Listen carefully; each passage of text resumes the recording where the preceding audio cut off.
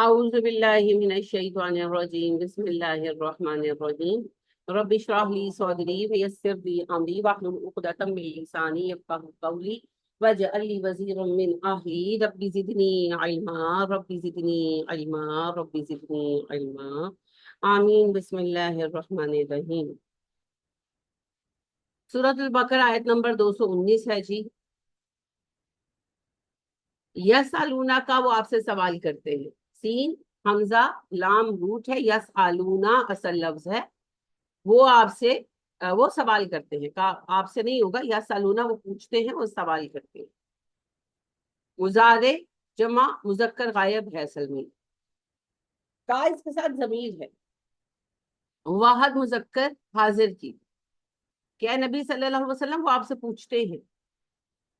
अन हर्फ है, इसका मतलब होता है मुतल्लिक, बारे में, अबाउट।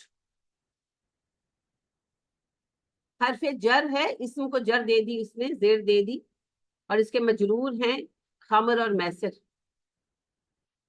दोनों इसम हैं। और दोनों आप देखें मुआरिफा हैं। अनिल खमरी वल मैसिर, ये आपसे पूछते हैं खमर और मैसिर के बारे में। ये अरब टर्मिनोलॉजी है खास। खमर कहते हैं मुनशी, मुनशी चीज को, ऐसी चीज को जो नशा दे। उस जमाने में तो ड्रिंक्स ही थे, आज तरह तरह की आ गई ना, पाउडर फॉर्म आ गया, ये हो गया वो हो गया, तब तो नहीं था। तब तो ले दे के एक ही चीज थी, ड्रिंक। ड्रिंक जिसको हम उर्फ में शराब कहते हैं। तो नशावर ड्रिंक्स थे, उनकी टाइप्स अलग अलग थी। अंगूरों से भी बनती थी, ये गंदुम से भी बनती थी, जौ से भी बनती थी, मुख्तलिफ चीजों से, खजूरों की भी बनती थी बिल्कुल। और बड़े शरीर में तो प्याज की भी बनती थी। डिफरेंट तरह की थी, वैरायटी है। जहां पर जो फसल पाई जाती है, जाहिर बात उसी से बनेगी। तो खमर असल में कहते हैं पर्दे को, दुपट्टे को। लिहाजा सूरह अहज़ाब में लफ्ज आप पढ़ेंगे भी, खमूरी हिन्ना, उनकी ओढ़निया, उनके दुपट्टे। तो कवर को कहते हैं, ढांपने को कहते हैं। तो शराब में यानी कि अल्कोहल में ये सिफत है कि वो आपकी अक्ल को ढांप देते। अक्ल काम नहीं ना करती। नशा तो बहुत आगे की चीज है। कोई आपको ऐसी मेडिसिन जो मसल रिलैक्सेंट हो, आप ले ले, कभी ली है कभी? लास्ट ईयर जब दौरा कुरान चल रहा था, इस साल नहीं, इससे भी पिछले साल दौरा कुरान चल रहा था, मिस्कीनपुरा, फजर के बाद होता था। तो मेरे कंधे में बहुत ज्यादा दर्द, बहुत ज्यादा दर्द। रमजान था लेकिन मेरा रोजा नहीं था, ड्यू टू रूटीन। तो वो जो है ना, वहाँ आसमां है। तो मैंने उनसे कहा कि मुझे एक पेन किलर दे दो, मुझे बहुत दर्द। तो उसने मुझे एक पेन किलर ला कर दी, तो मैंने खाई। और खाने के 2-3 मिनट बाद मुझे इस कदर शदीद नींद आने लगी, कैसी लैपटॉप पढ़ा था, मैं पढ़ा रही थी और मैं सो गई। यानी ऐसे बैठे बैठे टेबल पर पढ़ाते पढ़ाते मैं चंद सेकंड के लिए सो गई। और जाहिर है कि फिर जैसे आपको झोंक आती है, आपकी मेरी आंख खुली थी। तो मैंने उससे पूछा, मैंने कहा आप मुझे कौन सी टैबलेट दी है? तो उसने मुझे नाम बताया। तो मैंने कहा कि इसमें नींद है, तो हंसने लग पड़ी। तो मैंने कहा आपने मुझे बताया भी नहीं। और इतनी नींद आई थी कि मैंने फिर क्लास ऑफ कर दी। मैंने कहा मैं नहीं आपको पढ़ा सकती, मेरी आंखें ही नहीं खुल रही। मैं घर वापस आके फिर सो गई। तो इतना ज्यादा इफेक्ट होता है। इसीलिए आप देखिए कि कई ऐसी ड्रग्स होती हैं, यानी कि मेडिसिन होती हैं, जिनके ऊपर लिखा हुआ होता है कि इसको खाने के बाद ड्राइव नहीं करना है ना। सिरप्स भी होते हैं, मसल रिलैक्सेंट्स भी होती हैं, उन पर ये एहतियात लिखी होती है। सिमिलरली कंधे के लिए मैं घुरकी हॉस्पिटल गई तो उन्होंने मुझे एक मेडिसिन दी। इनकी 3-4 मेडिसिन थी। एक मेडिसिन उन्होंने मेंशन की कि ये आपने सोने से पहले ही लेनी है। तो वो जब मैंने ली तो उससे मुझे पता चला कि इसमें बहुत नींद है। सुबह उठकर भी मेरा दिमाग पूरी तरह फ्रेश नहीं होता था। फिर मैंने इसी वजह से छोड़ दी। हालांकि वैसे वो अच्छी थी, लेकिन जो है मसल रिलैक्सेंट थी जी। लेकिन वो जो है ना, फिर मैंने छोड़ दी इसी वजह से कि वो नींद बहुत लाती। तो कहने का मकसद ये है कि शराब या नशा तो आगे की बात है। ये जो खाली ये मेडिसिन हैं, ये आपके दिमाग पर आपका कंट्रोल खत्म कर देती है। हाँ, और वो जो मेडिसिन थी वो लेने के बाद गैबी का शायद उसका नाम है, वैसे वो उसको बहुत ज्यादा रिलैक्स करती है कंधों को, नहीं पड़ सकता, लेकिन उसको जब लेकर ले ली ना तो थोड़ी देर बाद यानी कि जैसे कोई बोलता है तो आपको साउंड बहुत लाउड फील हो। हाँ, ये मैंने एक्सपीरियंस किया। तो जैसे बाजू का फिल्मों ड्रामा में होता है ना कि वो कोई चीखने लगता है कि हाय चुप कर जाओ मुझे आवाजें आ रही है, तो वो उस किस्म की आपकी ना सेंसिटिविटी बहुत बढ़ जाती है आवाजों की तरफ, चीजों की तरफ, लाइट्स की तरफ। आप बहुत अपने आप को ओवर सेंसिटिव फील कर रहे होते हैं और चिढ़ रहे होते हैं कि ये नहीं कि बस करो। किसी ने ऐसे ठक की है ना, पानी के ड्रॉप की आवाज भी आपके दिमाग को आके हिट करती है। तो ये उस दवाई का इफेक्ट है। हाँ, ऑन द अदर हैंड वो एक गोली आपकी नर्वस स्ट्रेस को जो है रिलैक्स भी कर देती है। तो उसके बेनिफिट के बावजूद मैंने उसको छोड़ दिया, और जो मैंने ली हुई थी मैंने चेंज करा ली, मैंने नहीं ली इसी रीजन से। तो आप देखें कि वो एक मेडिसिन है और ऑथेंटिक मेडिसिन है, नफा बख्श भी है, मगर जो उसके अंदर कंटेंट है जो आपके मसल को रिलैक्स करता है वही आपके दिमाग को इतना मुतासर करता है कि आपका बच्चा या शोहर जो भी पास बैठा है वो अपने मोबाइल पर से टैप करता है ना तो आपको लगता है कि आपके दिमाग को उसने हथौड़ा ही मार दिया। तो आप सोचें कि जो प्रॉपर नशे है वो दिमाग को कहाँ तक खराब कर, ये है ना बात। और आप देखिए कि जुराइम ज्यादातर 99% जुराइम जो है वो नशों में होते हैं। ये मैं सर्वे देख रही थी अमेरिकन क्राइम ब्यूरो जो है, नेशनल क्राइम ब्यूरो उनका। तो उसमें उन्होंने एक लिस्ट ये दी हुई थी कि रेप केसेस का जब उन्होंने बात की, रेपिस्ट जो लोग हैं उनसे बात की, तो 99% लोगों ने ये बात एडमिट की कि वो नशे में थे। यानी कि उन्होंने, वहां पर तो आम है ना शराब, तो वो नशे में थे। बाद में चाहे वो पछताए ही क्यों ना हो, वो अलग कहानी है, लेकिन रेप क्यों किया? नशे में। समझ ही नहीं आई। हाँ, तो भारत में एक बड़ा अहम केस हुआ था। बच्ची हॉस्टल में रहती थी, यूनिवर्सिटी का हॉस्टल था, यूनिवर्सिटी से थोड़े से फासले पर था। तो वो के इम्तिहान वगैरह की तैयारी करके रात में वापस आ रही थी और उसके साथ 4 लोगों ने रेप किया। वो बच्ची को यानी कि अपनी तरफ से उन्होंने जो है नीम मुर्दा हालत में फेंका। बच्ची तो खैर बच गई। पुलिस ने उससे पूछा और उनको पकड़ लिया। अब बात ये थी कि उनमें से वैसे कोई भी क्रिमिनल नहीं था, जिस बात को मैं पॉइंट आउट करना चाहती हूँ। इस केस पर बड़ा बहस हुई थी और ये डिमांड रखी गई थी कि शराब पर पाबंदी लगे। खैर वो लगी नहीं, लेकिन इस पर बड़ी बहस हुई थी। वो चारों शराब पीकर आए थे, आम लोग थे, रिक्शा ड्राइवर, मजदूर, इस तरह थे। एक उनमें से रिक्शा ड्राइवर था, बाकी मजदूर थे, चारों फ्रेंड्स थे। काम खत्म करके निकले, शराब पी। शराब पीने के बाद आ रहे थे, लड़की अकेली आती देखी तो बस नशे में थे, दिमाग खराब हो गया। और बाद में यानी कि जब दिमाग जगह पर आया तो दो ने तो सुइसाइड करने की कोशिश की, पुलिस ने बचाया। इनको खुद उनको इतना गिल्ट हुआ कि हमने क्या किया। लेकिन अब वो अनडू तो नहीं हो सकता ना, अब तो जो होना था हो गया।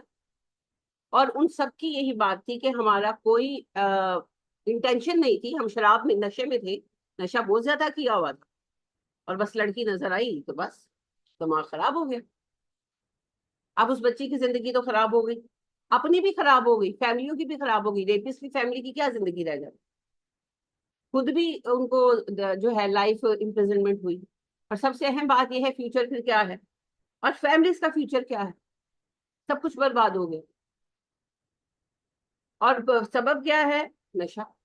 तो तब बहुत बहस हुई थी और कि भाई शराब पर पाबंदी लगाई जाए, बहरहाल हो नहीं सका। तो कहने का मतलब ये है कि ज्यादातर जुराइम जो है वो नशे में हुई, क्योंकि नशे में इंसान अपने आप में नहीं होता। इसीलिए इस्लाम इस्लाम किसी ऐसी चीज को अलाउ नहीं करता जो आपकी अक्ल को मुतासर करे। इसीलिए तो म्यूजिक भी इस्लाम मना कर देता।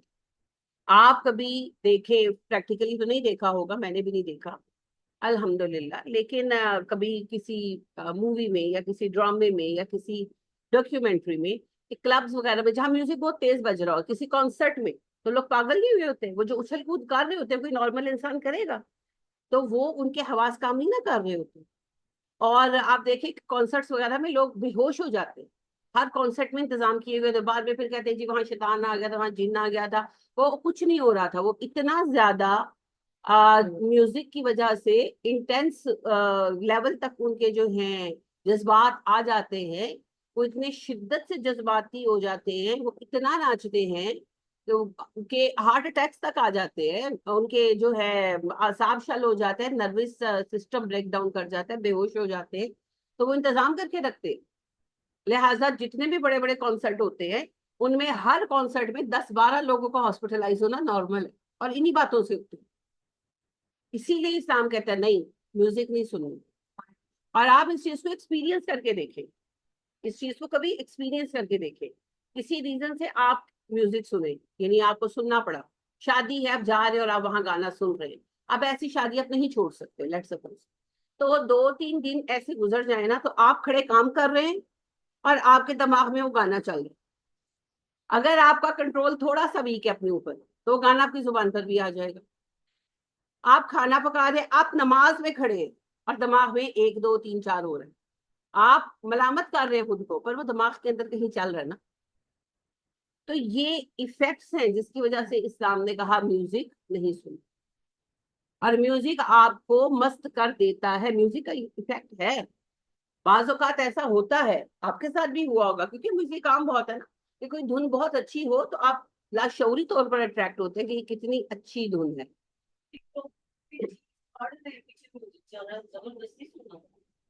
ایگزیکٹلی. اسی وجہ سے میوزک بھی منع کر دیا.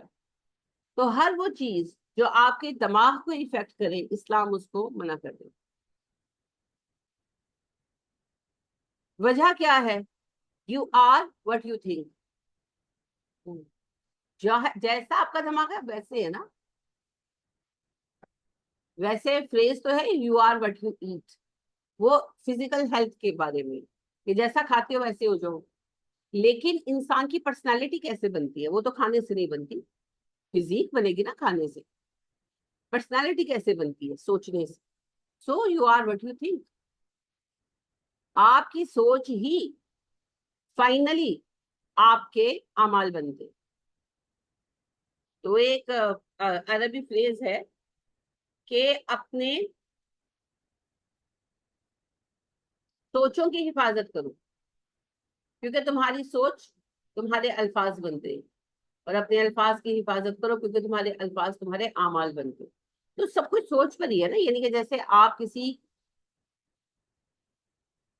فرد کو دیکھتے ہیں، لیٹ سپوز ایک لڑکی ہے یا ایک لڑکا ہے، وہ ایک لڑکی یا لڑکے کو دیکھتا ہے، وہ سوچتا ہے مجھے اچھی لگ رہی مجھے، تبھی وہ شادی کے لیے اسٹیپ فارورڈ کرے گا نا، شادی کرے گا. تو نتیجہ شادی ہوگی یا نہیں وہ علیحدہ بات ہے، لیکن اس سوچ سے ہی نتیجہ نکلتا ہے نا. کسی بھی چیز کا آغاز، جیسے آپ کھانا کب کھاتے ہیں؟ جب آپ کو خیال آتا ہے میں بھوک لگی ہے مجھے، تو دماغ کہتا ہے بھوک لگی ہے، پھر آپ سوچتے ہیں اچھا بھوک لگی ہے کیا کھاؤں، اچھا چلو میں انڈا کھاتی ہوں. تو سوچ سے آپ اٹھتے ہیں، پھر آپ جاتے ہیں، پھر پکاتے ہیں، پھر کھاتے ہیں. اگر یہ خیال ہی نہ ہے کہ مجھے بھوک لگی ہے تو آپ نہیں کھائیں گے. تو سوچ امپورٹنٹ ہے. اسی لیے سب سے اہم پتہ ہے کیا ہے؟ ذہن کو بہتر بنا، شعور کو بہتر بنا. اسلام شعور پر زور دیتا ہے، قرآن آپ کے شعور کو بہتر کرتا ہے. جس کا مینٹل لیول بڑھ جائے گا، اب اس کو دیکھیں گے کہ وہ ایک الگ انسان بن گیا ہے. جیسے صحابہ کرام رضی اللہ تعالیٰ عنہم علیہ مجمعین ایک کافر معاشرے میں پیدا ہوئے تھے، شرک عام تھا، اچھا سیکس بھی عام تھا، آؤٹ آف میرج سیکس عام تھا، اور اس کو برا نہیں سمجھا جاتا. پیشہ ور عورتوں کے پاس جانا عربوں میں کسٹم تھا. کسی گھر میں کوئی بچی پیدا ہوئی، وہ حسین ہے، اور اچھے گھرانوں میں، یعنی کہ معزز گھرانوں میں، اور وہ بڑی حسین ہے، اور انہوں نے سوچا کہ اب پیسہ چاہیے، کسی بھی ریزن سے پیسہ کمانا. تو جب وہ بچی بڑی ہو جاتی تو وہ ایک خیمہ سیٹ کرتے، اس پہ رنگ برنگے جھنڈے لگا دیتے. اس کا مطلب ہوتا تھا یہ انویٹیشن ہے، یہ یہاں لوگ آ سکتے. تو لوگ آتے، پیسے دیتے، ٹائم اسپینڈ کرتے، اپنا پتہ نشان دے کر جاتے. اور جب کبھی وہ لڑکی پریگننٹ ہوتی اور اس سے بچہ ہوتا، تو جب وہ بچہ پیدا ہو جاتا تو عراف یعنی قیافہ شناس کو بلایا جاتا، اور وہ سارے مرد بلائے جاتے جن کے ساتھ اس بچے کی پیدائش سے پہلے اس کا فزیکل ریلیشن ہو چکا ہوتا تھا. تو وہ جس کو کہہ دیتا کہ یہ بچہ تمہارا ہے، وہ شکل سے میچ کرتا نا، کہ اس کی جیسی آنکھیں ہیں، اس کے جیسے پیر ہے، تو کہتا ہے بچہ تمہارا ہے. وہ بچہ لینا پڑتا اور وہ بچہ لیگل مانا جاتا، اور اس کو وہ موڈ آف میرج مانتے اور اس میں کوئی شرم نہیں کرتے. تو معاشرہ جو ہے اسی طرح بگڑا ہوا تھا تقریباً جس طرح یورپ والا معاشرہ بگڑا ہوا، بس تھوڑا 19-20 کا فرق. لہٰذا افیئر چلانا، افیئرس کو شعروں میں بیان کرنا، وہ سب عام تھا، کوئی پابندی نہیں تھی. شراب، جوا عام تھا. چھوٹے بچے کو پیدا ہونے پر شراب چکھائی جاتی تھی پہلے، کیونکہ شراب وہ اپنے ان پہ چڑھاتے تھے نا، دیوتاؤں پہ. جیسے ہندو بھی سومرس کہتے ہیں شراب کو. ہاں، یعنی ان کا یہ ماننا ہے کہ جنت میں، سورگ میں جو ان کے دیوتا وغیرہ ہیں جو ڈرنک کو پیتے ہیں، دیٹ از شراب. جیسے ہمارے لوگ بھی سمجھتے ہیں ہاں کہ جنت میں شراب ملے گی. نہیں، یہ والی نہیں ملے گی. اللہ نے بار بار کلیئر. اسی طرح انہوں نے بھی بنایا، اور چونکہ انہوں نے تو کتابیں ہی ضائع کر دی اپنی، تو ان کے ہاں تو یہ سمجھا جاتا ہے کہ یہی سوم رس پیا جائے. تو عربوں میں بھی، یعنی کہ وہاں پر کئی ایسے مندر ہیں جہاں پر جب جاتے ہیں تو شراب چڑھاوا چڑھاتے ہیں سیریسلی، کیونکہ وہ اس کو جنتی مشروب مانتے ہیں نا. تو لہٰذا وہاں ایسے مندر ہیں، ویسے تو کسی بھی مندر میں شراب بھیٹ کی جا سکتی ہے، مگر کچھ ایسے مندر ہیں جہاں پر لازماً شراب ہی کا چڑھاوا چڑھایا جائے. تو اسی طرح جو یہ تھے عرب، ان میں بھی تھا کہ یہ جو کھانا وغیرہ چڑھاتے تھے نا بتوں کو، تو ان میں شراب بھی پیش کرتے تھے، اور ان میں بھی مسکنسیپشنز تھے. جنت کا تو کوئی کانسیپٹ نہیں تھا، موت کے بعد کی زندگی کا کانسیپٹ ہی نہیں تھا کوئی. لیکن بہرحال وہ اسے بابرکت یا اچھا سمجھتے تھے، تو بچے کو اس کی گھٹی دیتے تھے. جیسے ہم شہد کو باعث شفا مانتے ہیں، جو وہ ہے بھی، ہمارے رب نے جو کہا ہے، ہمارے نبی نے بھی کہا ہے صلی اللہ علیہ وسلم، تو وہ ہم شہد بچے کو چٹاتے ہیں اسی طرح سے. تو شراب ایسے عام تھی، چھوٹے چھوٹے بچے پیتے. پھر میں وہی کہوں گی جیسے آج یورپ میں ہے، عام تھی. جوا وہاں سخاوت کی علامت سمجھا جاتا تھا، ہر معزز بندہ جوا کھیل گیا، کانسیپٹ ہی نہیں تھا کہ جوا نہیں کھیلیں گے. تو ان سارے حالات کے اندر جب نبی صلی اللہ علیہ وسلم نے ان کا شعور بیدار کیا، تو وہی لوگ جو جواری تھے، جو زانی تھے، جو شرابی تھے، جو بیٹیوں کو زندہ دفن کر دیتے تھے، وہی لوگ پھر کیسے عظیم لوگ بن کر کھڑے ہوئے، پوری دنیا بدل ڈالی انہوں. یہ ہے اسلام کے شعور کا اثر. تو یہ دماغ اس کی جو ہے نا، میں نے کب کہا، پہلی بات یہ ہے کہ جو بات جیسے کہی جائے اس کو ویسے رکھا کرے، یہ ضروری ہے. میں نے نہیں کہا کہ شراب کسی شریعت میں جائز تھی، میں نے کہا لوگوں نے مسکنسیپشنز بنائے ہیں. ہمارا تو قرآن اصل شکل میں موجود ہے، پھر بھی بہت سارے لوگ کہتے ہیں جنت میں شراب ملے گی. حتیٰ کہ یہ جو ہیں ساحل ادیم صاحب، انہوں نے، میں نے خود ان کا دیکھا کہ کہنے لگے، ان سے ایک خاتون کہنے لگی، اینکر تھی وہ، تو وہ کہنے لگی کہ بھائی کیا اسلام میں شراب جائز ہے؟ وہ کہنے لگی یہاں نہیں، جنت میں جائز ہے، میں دنیا میں نہیں پیوں گا، جنت میں پیوں گا. تو وہ کہنے لگی یعنی کہ آپ کہتے ہیں کہ آپ شراب پینا چاہتے ہیں؟ کہ نہیں نہیں، دنیا میں نہیں، جنت میں. وہ بھائی کیا بے فضول بات ہے. حالانکہ ساحل ادیم صاحب اچھے پڑھے لکھے آدمی ہیں، لیکن فضول بات ہے. قرآن بار بار کلیئر کرتا ہے کہ وہ شراب، پہلی بات تو یہ ہے کہ عرب میں آپ کو الکوہلک ڈرنکس کے لیے شراب کا لفظ نہیں ملے گا. شراب تو کسی بھی ڈرنک کو کہتے ہیں، شراب پینے کے لیے استعمال ہوتا ہے. everything which is anything which is liquid it is شراب in Arabic. کوئی بھی چیز ہو سکتی.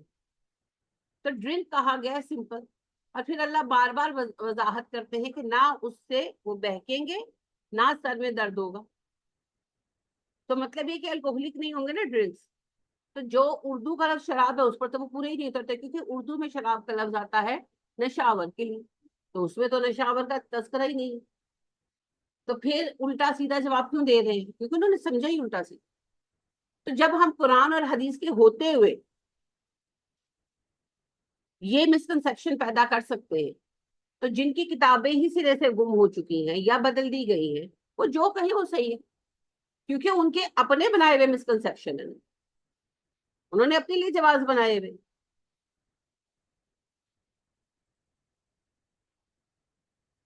تو اللہ نے کبھی کسی عہد میں کسی شریعت میں کوئی نقصان دہ چیز حلال نہیں کی. حلال و حرام شروع سے ایک ہی ہے جی، سوائے ایک دو چیزوں کے جن کو ایوالو کرنا پڑے.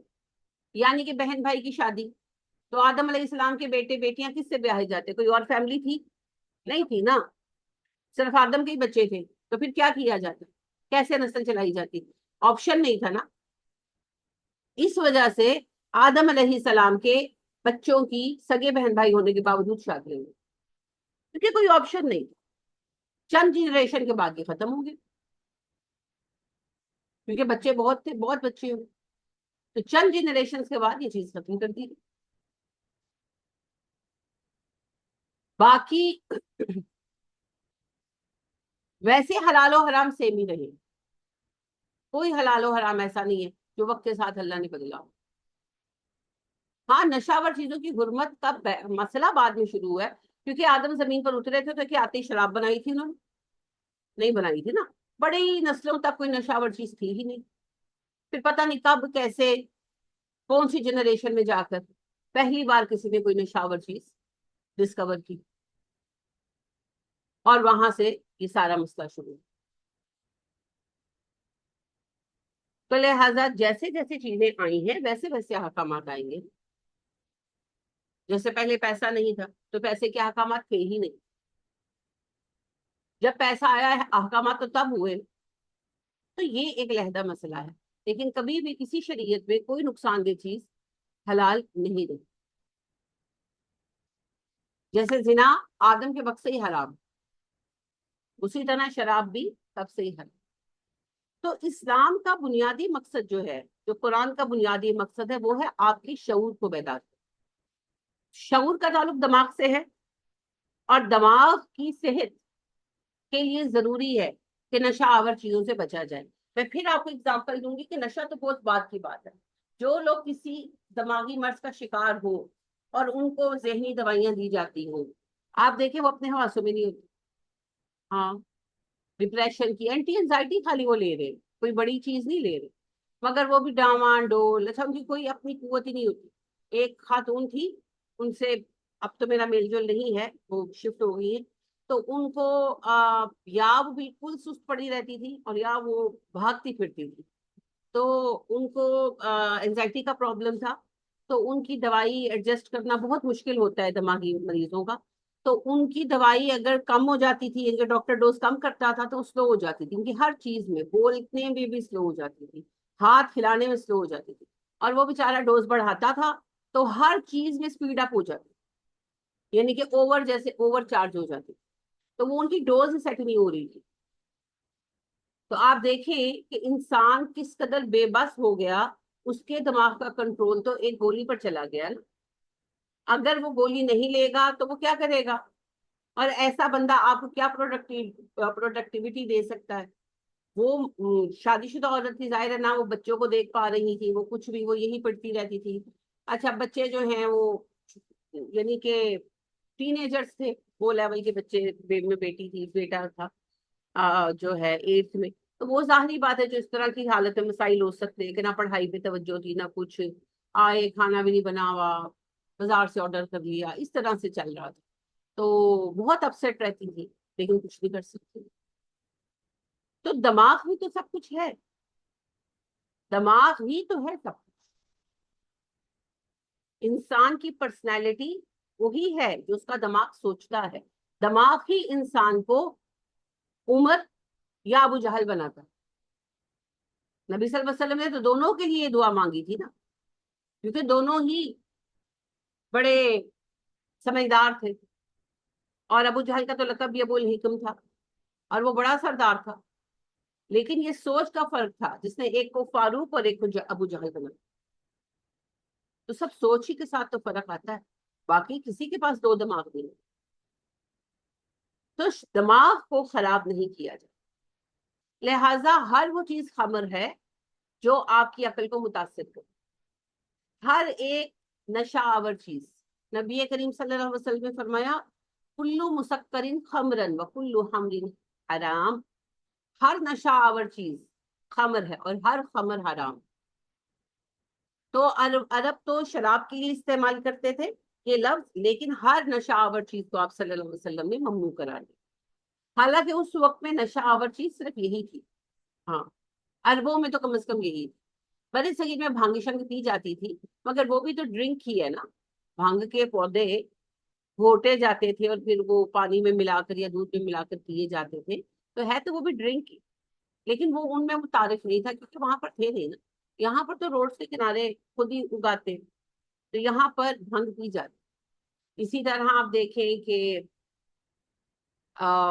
بنگال وغیرہ میں تاڑی پی جاتی تھی. تاڑ کا درخت ہوتا ہے نا، تو تاڑ کے درخت کا جو پھل ہے اس کا جوس نکالتے ہیں اور اس کو پھر اوور نائٹ چھوڑ دیتے ہیں تو اس میں نشہ آ جاتا ہے، اسے تاڑی کہتے ہیں. وہ پی جاتی تھی جہاں پر جو پایا جاتا ہے. لیکن بہرحال بیسک بات یہ کہ ساری ہی ڈرنکس تھے، سب ڈرنکنگ فارمز.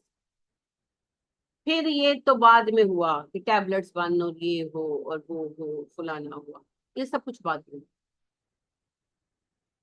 تو اللہ کہہ رہے کہ وہ آپ سے شراب کے بارے میں سوال کرے. تو یہیں پر اس چیز کو سمجھ لیجئے کہ خمر کا لفظ استعمال ہوا. شراب جو ہے شریبہ یشربو سے ہے، شریبہ یشربو پینا. اور شراب ہر وہ چیز ہے جو پی جاتی ہے، جو ڈرنک ہے وہ شراب. تو ان کو کنفیوز آپ نے نہیں کرنا. میسر کا لفظ دیکھیں کتنا اچھا لفظ ہے نا. یہ ہوتا ہے کسی چیز کو قابل قبول بنانے کا طریقہ. یہ کوئی نئی چیز نہیں ہے. جیسے آپ دیکھیں کہ ہومو سیکشل مردوں کے لیے لفظ استعمال ہوتا ہے گے، GAY گے. اس کا لفظی مطلب کیا ہے؟ چمکدار، روشن. گے کلرز، برائٹ کلرز کو کہتے ہیں. تو اب ہیں وہ ہومو سیکشل بدبخت، لیکن لفظ کا استعمال ہوا گے، رکھ دیا گیا ان کے لیے. تو وہ جو اس کے لیے ایک نیگیٹیوٹی تھی مزاج کے اندر، اس کو کم کر دیا گیا. تو یہ طریقے ہوتے ہیں چیزوں کے لیے جو آپ کے اندر ناپسندیدگی ہے اس کو کم کرنے کی. سمجھ رہے ہیں؟ تو یہاں بھی میسر کا مطلب کیا ہے؟ کس سے ہے میسر؟ آپ بتائیں حفصہ، کس لفظ سے ہے میسر؟ حفصہ سے پوچھا ہے نا. جب آپ سے پوچھوں گی تب آپ کو نہیں پتا ہوگا. ہاں جی فائزہ، مہینے بعد آ گئی ہیں، اب بتائیں کس لفظ سے ہے یہ؟ میں نے مانا نہیں پوچھا. ہاں جی نہیں جی جی بہت دیر سے سوچی ہے نا. اندھے کو اندھیرے میں بہت دور کی سوچی، لیکن دیر سے سوچی. میسر سے ہے، صحیح کہہ رہی ہیں. اردو میں آپ عام استعمال کرتے ہیں یہ چیز میسر ہے کہ نہیں، اسی سے ہے میسر. میسر ہونا کیا ہے؟ جو آپ کے پاس ہے. کیا ہوتا ہے اس سے؟ آسانی ہوتی ہے. جو چیز گھر میں پڑی ہے، آپ کے پاس پیسے بھی ہیں مگر آپ کو لینے کے لیے جا کر بازار سے لانی پڑے گی، اور جو الماری میں پڑی ہے کھولیں گے نکالیں گے، دیٹ از میسر. اسی سے ہے میسر، جو سہولت سے مل جائے، آسانی سے مل جائے. تو میسر آسانی دینے والی چیز، آسانی لانے والی چیز.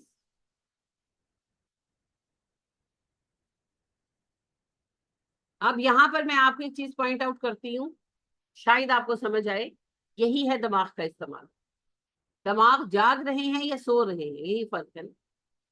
آپ یہ لفظ عام اردو میں استعمال کرتے ہیں، پھر آپ دعا پڑھتے ہیں ربی یسر، مگر دماغ استعمال نہیں نہ کرتے. کوئی نہیں. دماغ استعمال کرنا پاکستانیوں کی عادت ہی نہیں ہے. نہیں ہے، نہیں ہے. سبق بھی پڑھیں گے رٹا ماریں گے. رٹا ماریں گے یہ نہیں کریں گے کہ سیکھے. لہذا پاکستان وہ واحد ملک ہے، شاید ایک دو اور ہمارے جیسے ہوں گے، لیکن میرے علم میں واحد ملک ہے جہاں میتھ کی ایکسرسائز کا نا ایک ایک سوال کرانا پڑتا ہے ٹیچر سے. کوئی نہیں کراتا. فارمولا بتاتے، ایک آدھ ایگزامپل سمجھاتے ہیں، کہتے خود کرو. مگر پاکستان میں اس کی بھی کی بکس ملتی ہیں، اس میں سے دیکھ کر طریقوں کو رٹے مارتے ہیں. خالی عدد بدل دو نا سوال میں، بچوں کو سوال نہیں آتا. ہاں جی. وجہ دماغ نہیں استعمال کرنا نا. دماغ استعمال ہی نہیں کرنا. یہ جو اتنی بڑی مشین اللہ نے دی، آپ کو پتا ہے سب سے مضبوط انسان ہے دنیا میں. اور انسان کی جسم میں سب سے مضبوط دماغ ہے، یہ اتنی جلدی کسی چیز سے متاثر نہیں ہے، مگر اس ہانڈے کو ہم نے ویسے ہی لے کر واپس مت کیا، کیونکہ دنیا کے جو جینیس لوگ ہیں، جینیس ترین لوگ، جیسے ہمارے نبی صلی اللہ علیہ وسلم، ابو بکر، عمر، جینیس ترین لوگ، اور سائنٹسٹ پر بھی آ جائے، الخارزمی، جابر بن حیان، ابن الہیشم، اور دوسرے بھی غیر مسلم سائنسدان بھی، نیوٹن، آئنسٹائن، انہوں نے اپنے دماغ کا صرف 1/4 یوز کیا، تو وہ جینیس ہے، تو ہم تو 1 ٹکا بھی استعمال نہیں کر رہے، ہم تو ایسے ہی ان یوزڈ لے کر جائیں گے واپس، تھینک یو اللہ جی آپ نے دیا تھا واپس نہیں، ہاں تو اور کیا، دماغ کا استعمال ہی نہیں کرتے، دماغ کا استعمال کر کے انسان کیا نہیں کر سکتا، سب کچھ کر سکتا، دماغ سے عظیم کوئی چیز نہیں ہے، انسان کا دماغ ایسی عظیم تخلیق ہے اللہ پاک کی جس کی مثال ملنی مشکل، لیکن بدقسمتی وہی ہے کہ ہم استعمال کرنے کی تکلیف نہیں کرتے، تکلیف ہوتی ہے، دماغ کے استعمال میں تکلیف ہوتی ہے، بہت تکلیف، سوچنا پڑتا ہے، دماغ کو جگانا پڑتا ہے، دماغ میں صلاحیت بہت زیادہ ہے، پر یہ صلاحیت بند پڑی ہوئی ہے، اس کو باہر لانے کے لیے دماغ کو تکلیف دینی پڑتی ہے، جب آپ پر تکلیف آتی ہے آپ کے دماغ کی ساری صلاحیتیں جاگ جاتی، ہاں مذاق نہیں، آپ کو رات کو کوئی درد شروع ہو جائے تو آپ کو ساری پرانی ریمیڈیز یاد آ جاتی ہے نا، نیچرل ہے نا، جسم کو تکلیف ہو رہی ہے، جسم کو الارم جا رہا ہے، دماغ کو الارم جا رہا ہے، اب دماغ کہتا ہے اچھا اس کا یہ حل بھی ہے، اس کا یہ حل بھی ہے، آدھی رات ہے دوائی کی دکان بند ہے، اس کا یہ حل بھی ہے، اس کا فلانا حل بھی ہے، پھر ان میں سے کوئی نہ کوئی حل آپ کر لیتے ہیں۔ اسی طرح دماغ جب تک پین نہیں نہ لیتا، دماغ کام نہیں کرتا، وہ سویا اس کو کیا،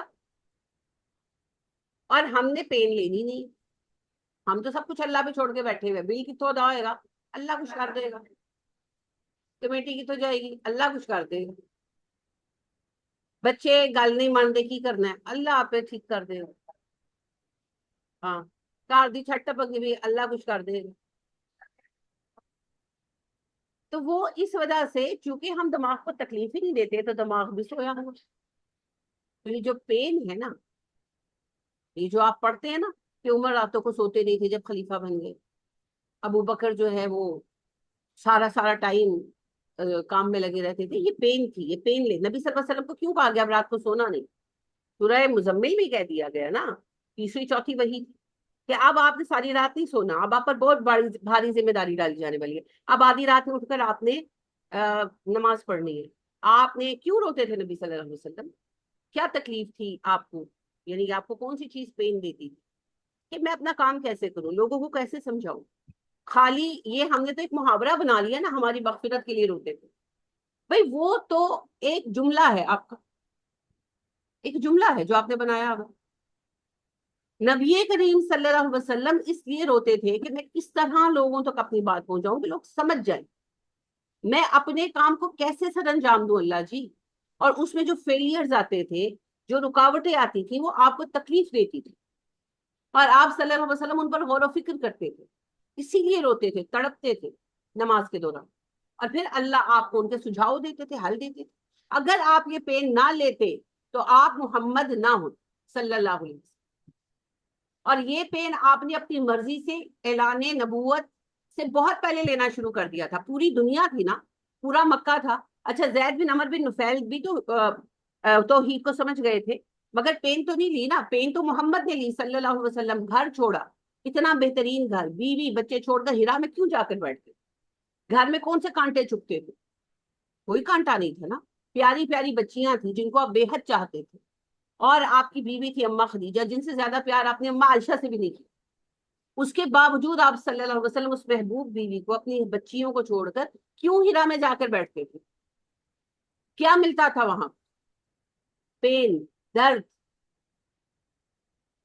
اس درد کی تلاش میں جاتے، اور جب تک وہ درد آپ نہیں لیں گے آپ کا دماغ نہیں جاگے گا، اور جب تک دماغ نہیں جاگے گا آپ ساری زندگی کنویں کے مینڈک بن کر ہی بیٹھے رہیں گے، اور انفرادی حیثیت میں بھی اور اجتماعی حیثیت، تو لہذا دماغ کو جگانا ہے تو درد تو لینا ہو، مگر درد کس کو چاہیے، یہی تو پرابلم ہے، یہی جو پین ہے، یہ جو شعور کا درجہ ہے جو انسان کو راتوں کو جگاتا ہے. بال کی ایک نظم ہے، رات اور شاید کبھی پڑھیے گا، اسی پین کو بیان کرتے ہیں. اس میں کیریکٹر بنایا ہوا ہے رات کو نا. تو رات کہتی ہے کہ سب سو گئے ہیں، تجھے نیند کیوں نہیں آتی، تو کیوں پھرتا ہے، تجھ پر میرا جادو کیوں نہیں چلتا. تو پھر وہ آگے پوری نظم ہے. اقبال پھر اس کو کہتے ہیں کہ میری قوم کی حالت مجھے سونے نہیں دیتی.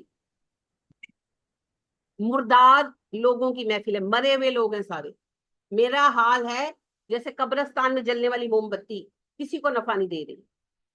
میری سوچ، میرے افکار کسی کو نفع نہیں دے رہی. اقبال کی اس تڑپ کو آج سمجھتی ہوں. اور میں سوچتی ہوں لوط علیہ السلام کتنا تڑپتے ہوں، کتنا تڑپتے ہوں گے. عیسیٰ کتنا تڑپتے ہوں گے علیہ السلام. موسیٰ کے دل پر کیا گزرتی ہوگی جب وہ ان کی قوم بار بار ان کو ستاتی تھی، تو کیا ان کا دل اس وقت درد محسوس کرتا ہوگا، کیسے وہ کلپتے ہوں گے. ایسی لعنتیں نہیں بھیجنی پھر نبیوں نے. اللہ کہتے ہیں نا داؤد نے بھی لعنت بھیجی، عیسیٰ نے بھی لعنت بھیجی، بے وجہ نہیں بھیجی. ان کے دل کاٹ دیے ان لوگوں نے. کیا گزری ہوگی سلیمان علیہ السلام پر جب ان کے عہد میں ان کی قوم جادو کے پیچھے بھاگتی تھی ان کو چھوڑ.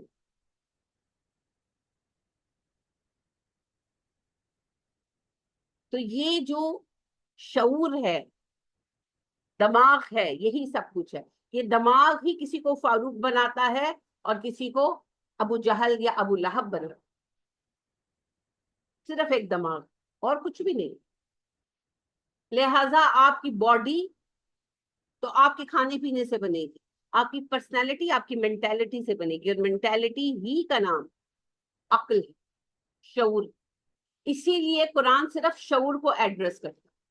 جب انسان کا شعور بیدار ہو جاتا ہے نا، تو پھر وہ عمر بن خطاب سے عمر فاروق بن جاتا، پھر فرق پڑ جاتا. پھر ابو جہل جیسے ظالم کا بیٹا جو ہے وہ عظیم صحابی بن کر ابھرتے ہیں. کیا نام تھا؟ اکرمہ. بارک اللہ، اکرمہ. ولید بن مغیرہ جیسے کٹے کافر کے بیٹے خالد بنتے. شعور. خالد کے بھی جب تک دماغ نے ایکسپٹ نہیں کیا، خالد نے بھی اسلام قبول نہیں کیا. پورا اپنا ٹائم لیا، سوچا، اپنی مرضی سے اسلام قبول. تو جب تک شعور نہیں جاگتا تب تک انسان نہیں بدلتا. ہمارا مسئلہ بھی یہی ہے، ہم نے قرآن سے شعور نہیں لیا، باقی ہم نے اس سے تعویذ لے لیے، نمبرز نکال لیے، وظیفے نکال لیے. شعور وہ ہمارے لیے نہیں ہے. ہم تو ایسے ہی رہے. ہم تو اتنے جاہل ہیں کہ ہم باتھ روم استعمال کرنے کے بعد فلش کا ایک بٹن نہیں دبائیں. ہم گند چھوڑ کر باہر نکل آئیں گے. گھروں میں بھی یہی کریں گے. ہم ڈاکٹر ہوں گے، ہم انجینئر ہوں گے، ہم یونیورسٹی سے پڑھ کر آئے ہوں گے، مگر ہم یہی کریں گے. ہم گندے جوتوں کے ساتھ باتھ روم جائیں گے، گھر ہو باہر ہو، ہم گندا کر دیں گے باتھ روم جو بالکل چمک رہا ہے، اور ہم ایسے ہی باہر نکل آئیں گے. ہم ویسے یو کے سے پڑھ کر آئے ہوئے بھی ہوں گے، عورتیں ہوں مرد ہوں. زیادہ تر مرد عورتیں اس لیے کر لیتی ہیں کہ ان کو بعد میں زیادہ کرنا پڑتا. اگر ان کے پاس ملازم ہو وہ بھی یہی کرتے. لہٰذا اب بچیاں بھی یہی کرتی ہیں. ملازماؤں نے کرنا ہے نا، تو باتھ روم جائیں گے، نہائیں گے، وائپر بھی نہیں پھیریں گے، آ جائیں گے. صبح اٹھیں گے، بیڈ ایسی جانوروں کی طرح چھوڑ کر چلے جائیں. ملازمہ ہے نا، ماں یا بیوی وہ کریں گے. اور جن عورتوں کے پاس ملازم ہے وہ بھی ایسی. شعور پہ ہمارا لیول یہ ہے.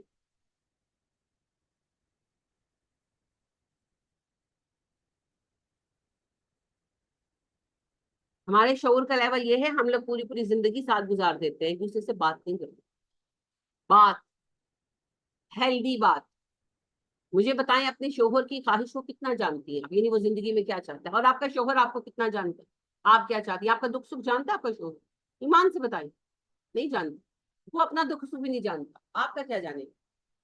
ہاں ہاں، ساری زندگی کولو کا بیل بن کے گزار دی ہے نا. کمانا ہے، بچوں کو پڑھانا ہے، بیانا ہے. اب جب بچے بیاہ گئے، اب زندگی میں کیا کرنا ہے، کچھ نہیں کرنا. آپ بچوں کے لیے بیمہ پالیسی خرید لینی ہے. یعنی کہ زندگی میں کچھ سوچا ہی نہیں ہے, اسے خود بھی نہیں پتا میں کیا چاہتا ہوں. آپ کے لیے کیا جانے گا کہ آپ کیا چاہتے ہیں؟ پر آپ نے سوچا نہیں, آپ نے بھی نہیں سوچا. آپ نے بھی ساری عمر سے یہ چاہا کہ ہم بچوں کو کھانا کھلا دیں, روٹی پہ کھلا دیں, ڈاکٹر انجینئر بنا دیں, بیٹیاں بیاہ دیں, یہی سوچا. آپ نے خود کچھ نہیں چاہا تو شوہر کے لیے کیا چاہیں گے؟ لہٰذا ساری عمر ایک دوسرے کے ساتھ ڈسکشن, آج بیٹھے ایک دفعہ اور سوچیں جو آپ کی زندگی گزری ہے 20 سال, 18 سال, 19 سال, جتنی ڈسکشن ہوئی ہے کیا ہوئی ہے؟ ایمانداری کی بات بتائیں. اچھا محبت کی بات بھی کوئی نہیں ہوئی خاص, شروع میں کوئی ایک دو ہوئی ہو, 1-2 مہینے, ہے نا, کہ تم پیاری ہو, اچھی ہو. اس کے بعد کیا ہوا؟ بیٹے کا کیا کرنا ہے, بیٹی کا کیا کرنا ہے, اسکول کون سا, کالج کون سا, رشتہ کہاں کرنا ہے, اس کے سسرال میں کیا دینا ہے, اس کے سسرال سے کیا لینا ہے. آپ کی زندگی میں اور کچھ ہے؟ آپ خود کہاں ہیں؟ ساری عمر آپ نے بیٹھ کر کبھی شوہر سے پوچھا کہ تم کیا چاہتے ہو, تمہاری زندگی کی سب سے بڑی خواہش یا تمہاری زندگی کا مقصد یا خوشی یا غم کیا ہے؟ یا آپ کے شوہر نے کبھی پوچھا کہ بی بی کس چیز سے خوش ہوتی ہے یا دکھی ہوتی ہے؟ انڈرسٹوڈ چیزیں بنائی ہوئی ہیں. بیوی نے خوش کرنا ہے, جوڑا لے آ رہے ہو, ہے نا, انڈرسٹوڈ چیزیں بنائی ہوئی ہیں. تو جب آپ کے شعور کا لیول, یہ جانوروں کے شعور کا لیول ہے نا, یہ جانوروں کے شعور کا لیول. بلی آپ دیکھیں آپ کے گھروں میں رہتی ہے نا, اس کی دو ہی فکریں, کھانا کھانا ہے, بچے پیدا کرنے ہیں, سال میں 4 دفعہ, ان بچوں کو بڑا کرنا ہے, ان کو آگے بھیجنا ہے, پھر دوبارہ بچے پیدا کر لینا. بلیاں یہی کرتی ہے نا, یہ شعور کا لیول ہے. ہمارے شعور کا لیول کیا ہے؟ وہی جو بلی کا ہے. اب میں کچھ اور کا نام نہیں لوں گی, پھر آپ کو برا لگے گا.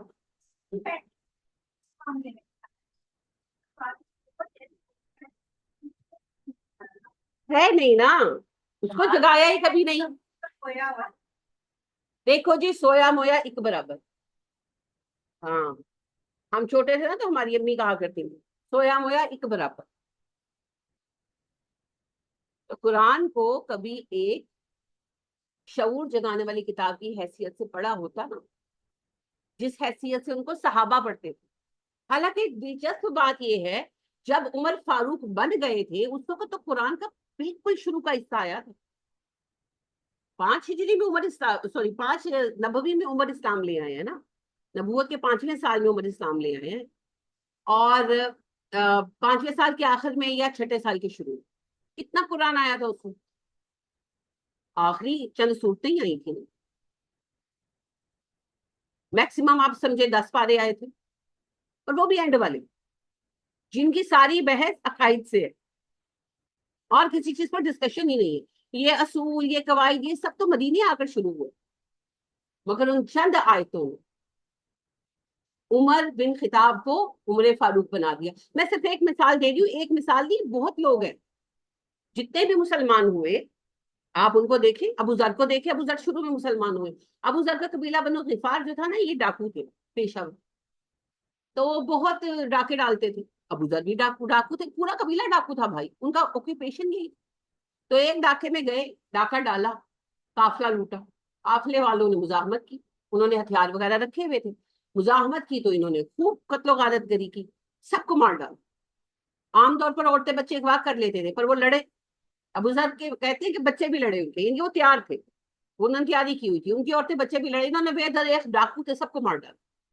جنگ کے اینڈ پر ابو ذر نے دیکھا عورتوں بچوں کی لاشیں بکھری پڑی. اچھا عرب نارملی عورتوں بچوں کو نہیں مارتے, لہٰذا آپ دیکھیے کہ کسی بھی جنگ میں حضرت عثمان کو جب شہید کیا گیا, ان کی بیوی کھڑی تھی نا پاس, ان کی بیوی کو ہاتھ لگایا نہیں لگایا.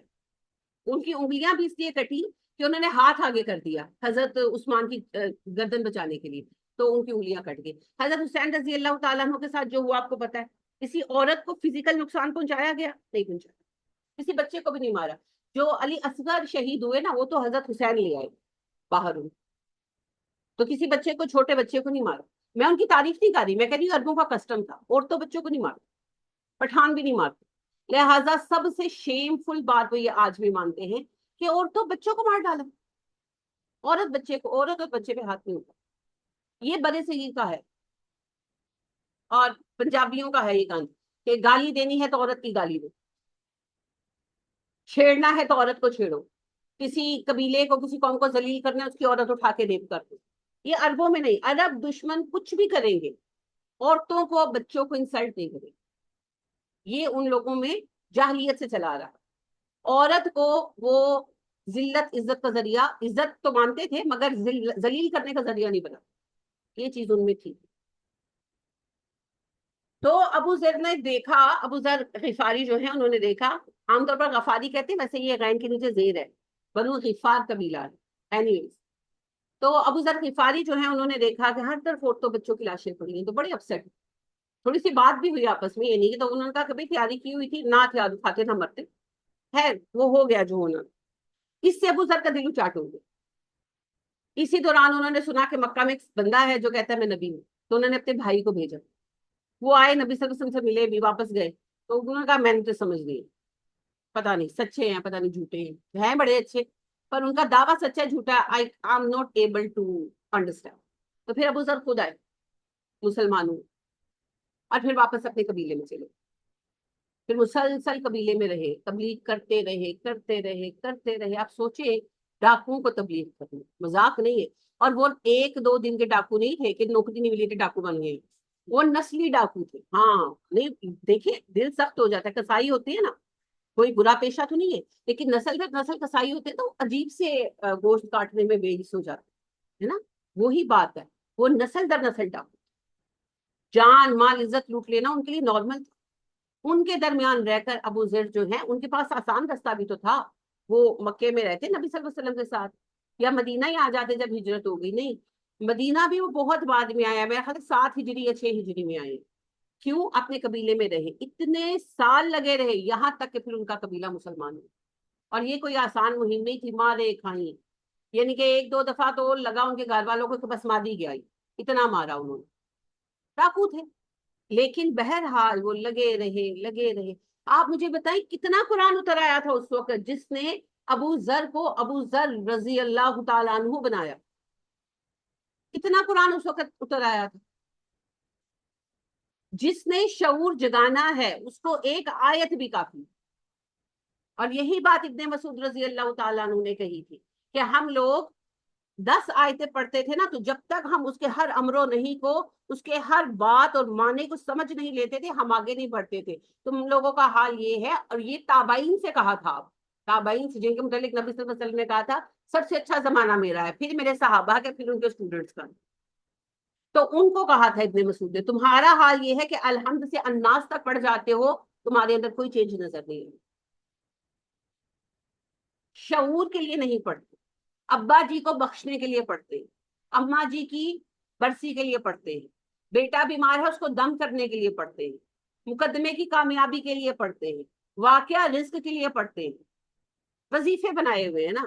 قبر کے حساب سے بچنے کے لیے سورہ ملک پڑھتے ہیں. اعمال صحیح نہیں کرتے، یہ نہیں جانتے سورہ ملک میں کیا لکھا ہے، سورہ کہف میں کیا لکھا ہے بھائی بتا دو. ریچول بنا لیے بس. تو جو مقصد تھا قرآن کا آپ کے دماغ کو جگانا، وہ کہاں گئے؟ نماز کا مقصد کیا ہے؟ آپ کے دماغ کو جگانا بھائی، فوکس کرانا، پورے دن میں 5 بار ریمائنڈ کرانا. وہ ریمائنڈر تو کہیں بھی نہیں رہا. اکثر یہ تو پڑھتی نہیں، جو پڑھتے بھی ہیں بس ایک فرض ہے اتارا پھینکا ہو گئے. تو دماغ سویا ہوا ہے، چینج کہاں سے آئے گا؟ اس دماغ کو جگانا.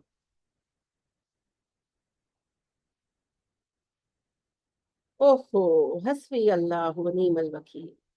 اقبال کا رونا اب سمجھ آتا ہے مجھے، مذاق نہیں کر رہی میں، کوئی جذباتی بات آپ سے نہیں کہہ رہی. جاگنے کو تیار نہیں ہے لوگ. نبی کریم صلی اللہ علیہ وسلم بھی انہی باتوں پہ تڑپتے تھے، انہی باتوں کے. اللہ نے کہا نہیں کہ نبی آپ تو جان دیں گے اس غم میں کہ یہ ایمان کیوں نہیں لا رہے. کیوں روتے تھے، کیوں اتنا تڑپتے تھے؟ کہ اللہ نے کہا باقی نفس تک آپ تو مر جائیں گے نبی. اس بات پہ تڑپ تڑپ کے یہی تڑپتے تھے. اتنی بڑی بات ان کو سمجھ کیوں نہیں آتی، سمجھ کیوں نہیں آ رہی ان کو؟ تو اگر شعور نہیں جاگا قرآن سے تو قرآن سے کچھ نہیں لیا آپ نے. معذرت، مغفرت کے معاملے اس کی طرف وہ جانے، اس کا کام جانے، وہ لسٹیں ہمارے ہاتھ میں نہیں ہے. لیکن ایک مسلمان کی حیثیت سے دنیا میں اپنا فرض ادا آپ کیسے کریں گے جب تک کہ آپ یہ نہیں سمجھ پائیں گے کہ کرنا کیا؟ پہلے تو ہے دوستو کرنا کی ہے. کسی ایک مسلمان کو روکے، وہ اسکالر ڈھونڈ لے اور اس سے پوچھے مجھے آج ایک مسلمان کو آج اس وقت میں کرنا کیا ہے، صرف ایک جملے میں بتا دے کرنا کیا ہے، میں مسلمان ہوں مجھے کیا کرنا ہے ایک مسلمان ہونے کے حصے، جواب لا دے.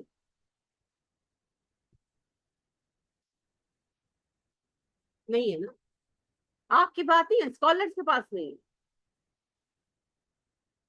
کیونکہ قرآن جو کتاب عمل ہے یہ صرف آپ کو جنت میں نہیں لے کر جائے گی، جنت میں تو لے جائے گی ہی، دنیا میں وہ کیا کام ہے جن کو جنت میں آپ کیوں جائیں گے، جنت کس کو ملے گی؟ جس سے اپنا کام پورا کرے. تو پہلا مسئلہ یہ ہے کہ آپ کا کام کیا ہے. Why are you here? اللہ آپ کو کتا بلی طوطا مینا کچھ بھی بنا سکتا تھا، کیوں حفصہ بنایا، کیوں فائزہ بنایا، کیوں ناہید بنایا؟ کوئی پتھر بنا دیتا، کوئی درخت بنا دیتا. آپ کو بنایا تو بھائی کسی کام کے لیے بنایا نا. آپ کو کیا لگتا ہے، لوگوں کی طرح یہ لگتا ہے کہ اللہ نے بس ایسی دنیا بنا دی ہے نا، دنیا بنانے والے کیا تیرے من میں سمائی، یہ لگتا ہے؟ نہیں لگتا. اللہ نے پلان کیا تو اللہ نے ہر کسی کا رول چنا ہوا ہے نا. تو آپ کا رول کیا ہے پتہ لگایا آج تک؟ نہیں لگایا، کیونکہ سوچا ہی نہیں،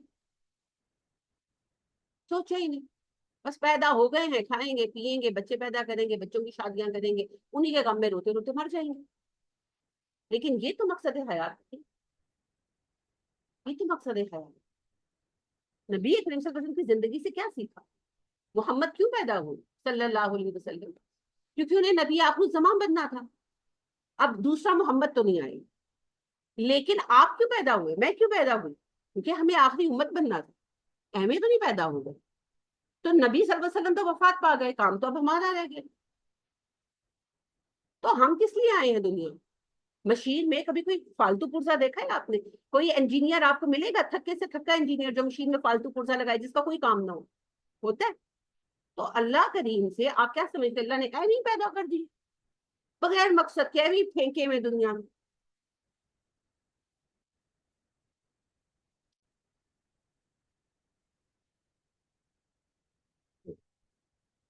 خدا لم یزل کا دست قدرت تو، زباں تو ہے، یقین پیدا کرے غافل کے مغلوب گماں تو ہے. اللہ مدد کرے، کہاں سے مدد کرے اللہ، کیسے مدد کرے؟ کچھ کرو گے تو مدد کریں گے نا. میدان سجے گا تو مدد آئے گی نا.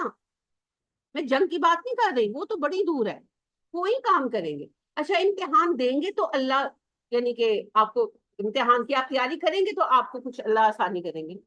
یہ خالی بیٹھ کر ویل وشنگ کرنے سے اللہ جو ڈگری مل جائے، اللہ جو ملے گی، نہیں ملے گی نا. جب تو کچھ کریں گے نہیں اللہ کیا مدد کرے، کیا مدد کریں گے؟ عجیب عجیب باتیں ہیں. تو لہٰذا قرآن کا پرائمری مقصد کیا ہے؟ آپ کے، میرے، ہر انسان کے، ہر بندے کے جو قرآن پڑھ رہا ہے شعور کو جگانا. یہ ہے قرآن کا پرائمری مقصد. باقی سب کچھ سیکنڈری ہے. جب انسان کا شعور جاگتا ہے نا تو وہ خود بخود جنت کا طلبگار بن جاتا.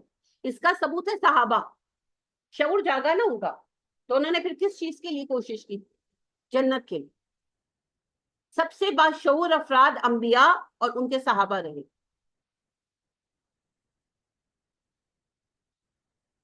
تو شعور جگانا ہو.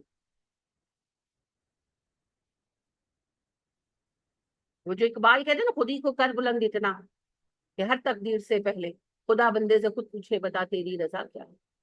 پھر اقبال کہتے ہیں اپنی من میں ڈوب کر پاجا سراغ زندگی، تو اگر میرا نہیں بنتا نہ بن، اپنا تو بن. یہ ایکچولی اللہ پاک کی بات ہے ان کو جو اقبال اس انداز میں کہتے ہیں. ہاں، قرآن کا میسج اصل میں یہی ہے. اقبال کہتے ہیں پانی پانی کر گئی مجھ کو قلندر کی یہ بات، تو اگر میرا نہیں بنتا نہ بن، اپنا تو بن. اپنے من میں ڈوب کر پاجا سراغ زندگی. ایک لائن بھول گئی ہوں.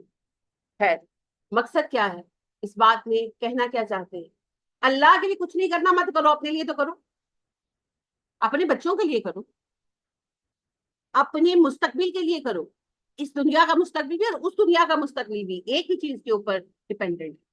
اس دنیا کا سکون اور اس دنیا کا سکون ایک ہی چیز پر ڈیپینڈنٹ. اس دنیا کی فلاح اور اس دنیا کی فلاح ایک ہی چیز پر ڈیپینڈنٹ. آپ کے عمل پر، اور عمل کا تعلق شعور کے ساتھ ہے، دماغ کے ساتھ. تو جگہ نہیں. اسی لیے قرآن ہر اس چیز کو حرام قرار دے دیتا ہے جو آپ کے دماغ کو خراب کرتی، متاثر کرتی. نشہ بھی اور جوا بھی. جوا بھی دماغ کو خراب کرتا ہے. پتہ ہے کیسے کرتا ہے؟ کیسے؟ وہ تو اخلاقی خرابی، ذہنی نہیں. لالچ آنا اخلاقی خرابی ہے نا، وہ آپ کے اخلاق کو بگاڑتا ہے، ذہن کو نہیں. ایک جواری سوائے جوئے کے کیا سوچے گا؟ اس کا دماغ صرف ایک چیز سوچے گا، میں نے کون سا جوا کھیلنا ہے اور کیسے جیتنا ہے.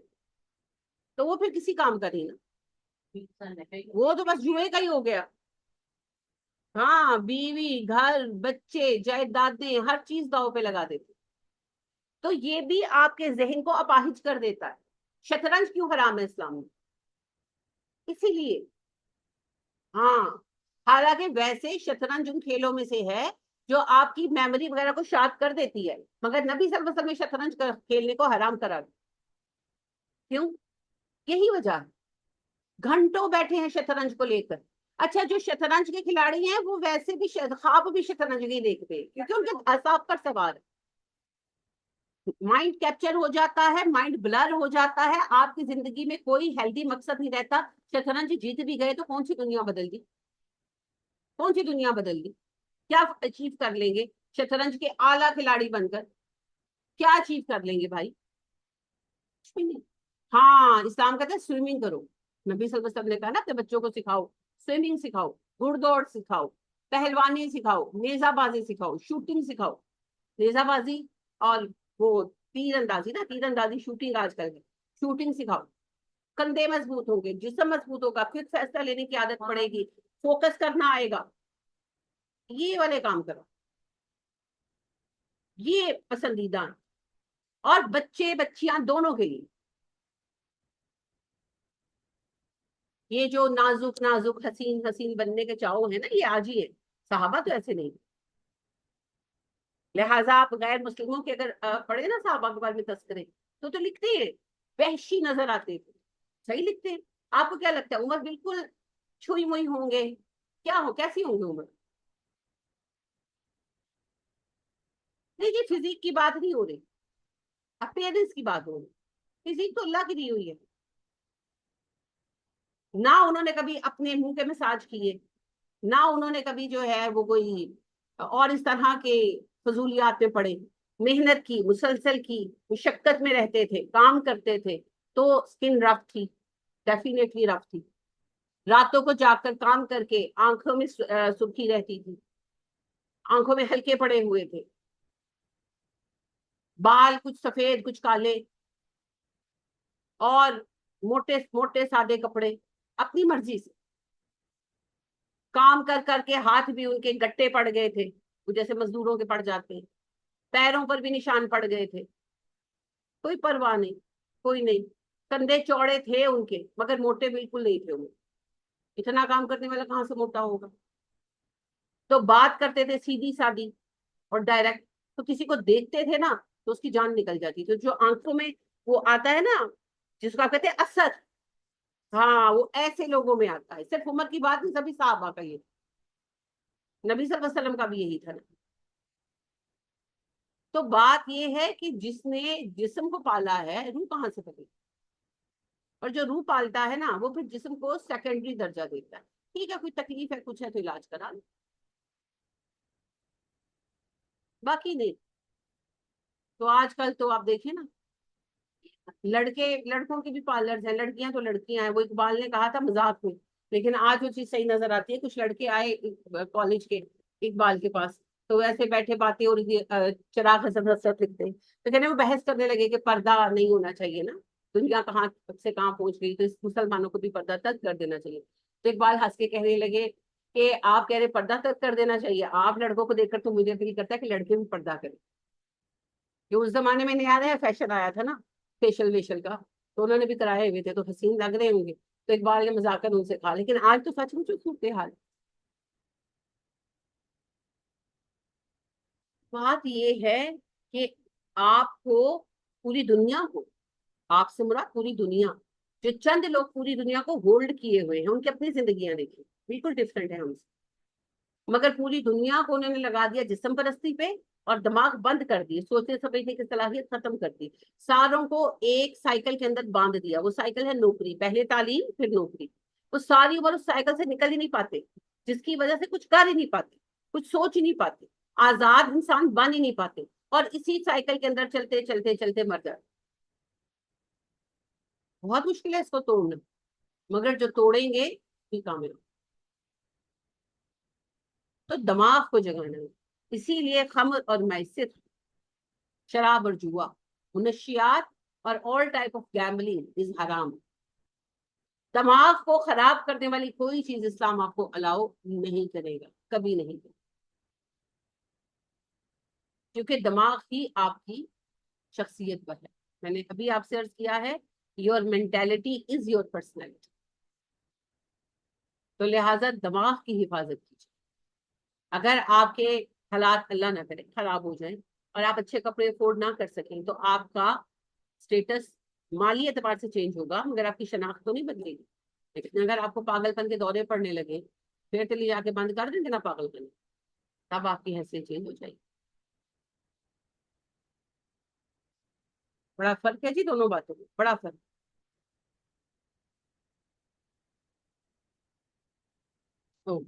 سقراط نے کہا تھا، کیا جملہ ہے اس نے کہا تھا I think therefore I am, میرے ہونے کا ثبوت یہ ہے میں سوچتا ہوں، آپ کے ہونے کا ثبوت یہ بھی کبھی نہیں سوچا، یہ بھی کبھی نہیں سوچا، میں ہوں کہ میں نہیں ہوں، نہیں سوچا۔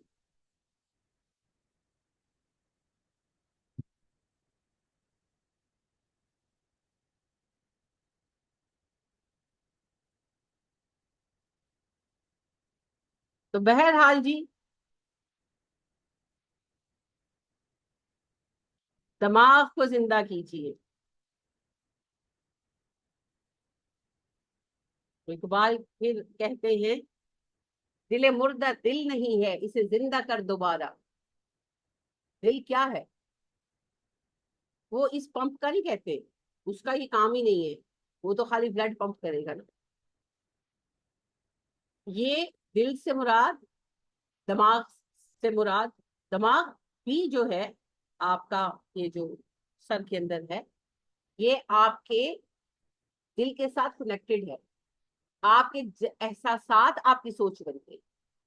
تو دل سے مراد وہ پھر میں عرض کرتی ہوں کہ ہارٹ کا آلہ نہیں ہے بلکہ آپ کے جذبات اور احساسات کا وہ مرکز ہے جو حرام مغز ہے، اور وہاں سے ہر تحریک آپ کے برین کو جاتی ہے سائنٹیفکلی، اور پھر سب کچھ چلتا ہے۔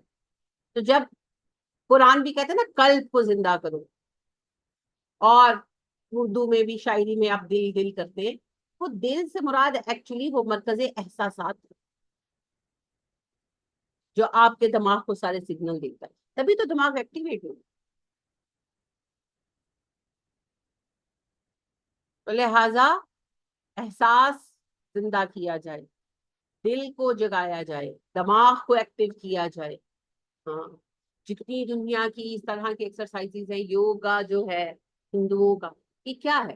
آپ نے کبھی دیکھا ہو یہاں ماتھے کے اوپر نا انہوں نے روشنی بنائی ہوتی ہے، وہ جو چارٹ بنائے ہوتے ہیں نا، تو پھر اس کے مختلف ایکسرسائزز اور ہر چیز میں وہ ایک ہی بات کر رہے ہوتے ہیں کہ یہاں پر فوکس کرو، یہاں پر فوکس کرو، یہاں پر کیا ہے؟ یہاں پر دماغ ہے بھائی۔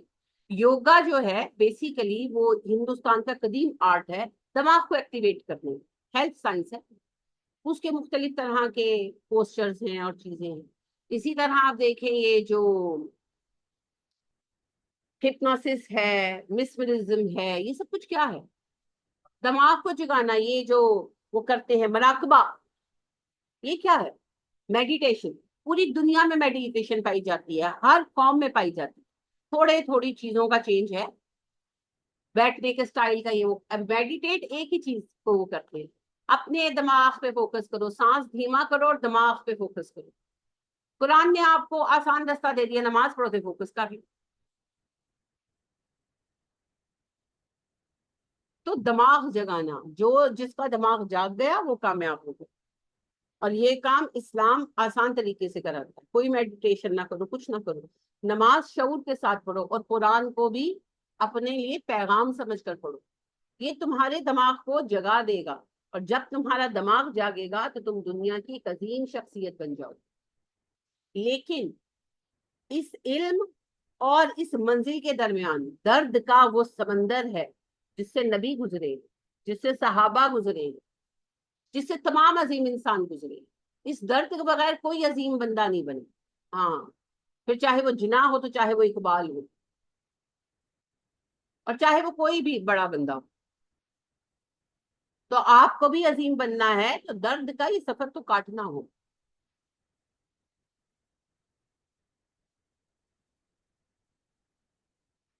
کل فیہما اسم کبیر، کہیے ان دونوں میں گناہ ہے بہت بڑا. کبیر فاعل کے وزن پر مبالغہ ہے کہ دونوں بڑے گناہ ہیں، گناہ کبیرہ ہیں دونوں، شراب بھی اور جوا بھی. ومنافع للناس، لوگوں کے لیے نفع بھی ہے اس میں. منفع عین نفع اس کی روٹ ہے، فائدے کو کہتے ہیں، لوگوں کے لیے فائدہ بھی ہے. کیا فائدہ ہے؟ شراب پی کے لوگوں کو مزہ آتا ہے، ٹن ہو جاتے ہیں. ہاں جی، وہ اگلے دن وہ پڑھ رہے تھے، گا رہے تھے. ہاں جی، پتہ نہیں کون صاحب تھے، نئے نئے لوگ ہیں، مجھے تو نام بھی نہیں ہے. تو وہ گا رہے تھے ہم ہیں سنی، ٹن ٹنا ٹن سنی. ہاں، ٹن ٹنا ٹن سنی. تو وہ ٹن ٹنا ٹن ہو کر ٹنی ہو گئے. وہ پورا گا رہے تھے، میں تو بھول گئی ہوں، انہوں نے گانا بنایا ہوا تھا. وہ ایسے ہی شور ہو رہا تھا جیسے استغفر اللہ کانسرٹ ہو رہا ہو. تو پتہ نہیں کون سا تھے، تو ہم ہیں سنی، پتہ نہیں کون سے سنی، اس طرح کر کے کہ وہ ہم ہیں سنی، ٹن ٹنا ٹن سنی، ٹن ٹن ٹنا ٹن پر ساری شور مچ کر گئی. تو مجھے ہنسی آ گئی، میں کہ ٹن ٹنا ٹن ٹن سنی. وہ جو سن ہو جانے والا سنی ہوتا ہے نا، نم باڈی، سن ہو گئے. جی جی، دماغ کا ہی کہہ رہی ہوں، سن ہو گئے ہیں. انا للہ و انا الیہ راجعون. تو اوہو، انا للہ و انا الیہ راجعون. اللہ فرماتے ہیں ان میں فائدہ بھی ہے. شراب پیتے ہیں، نشہ ہو جاتا ہے، غم بھول جاتے ہیں، ہے نا. تو وقتی طور پر زیادہ تر لوگ نشے میں کیسے پھنستے ہیں؟ کوئی ڈپریشن آیا، کوئی پریشانی آئی تو نشہ کر پینا شروع کر دیا. کیا ہوتا ہے؟ فرار ہے، بھول جاتے ہیں نا، وقتی طور پر غم بھول جاتے ہیں. اسکیپ، فرار. آپ کو پتا ہے ہیروئن کا کیسے آغاز ہوا تھا؟ یہ جو نشہ ہے بڑا فیمس. سیکنڈ ورلڈ وار میں، جب دنیا میں سیکنڈ ورلڈ وار کے بعد سیکنڈ گریٹ ڈپریشن آیا تھا. گریٹ ڈپریشن، یہ تھرڈ گریٹ ڈپریشن سے گزر رہے ہیں ہم.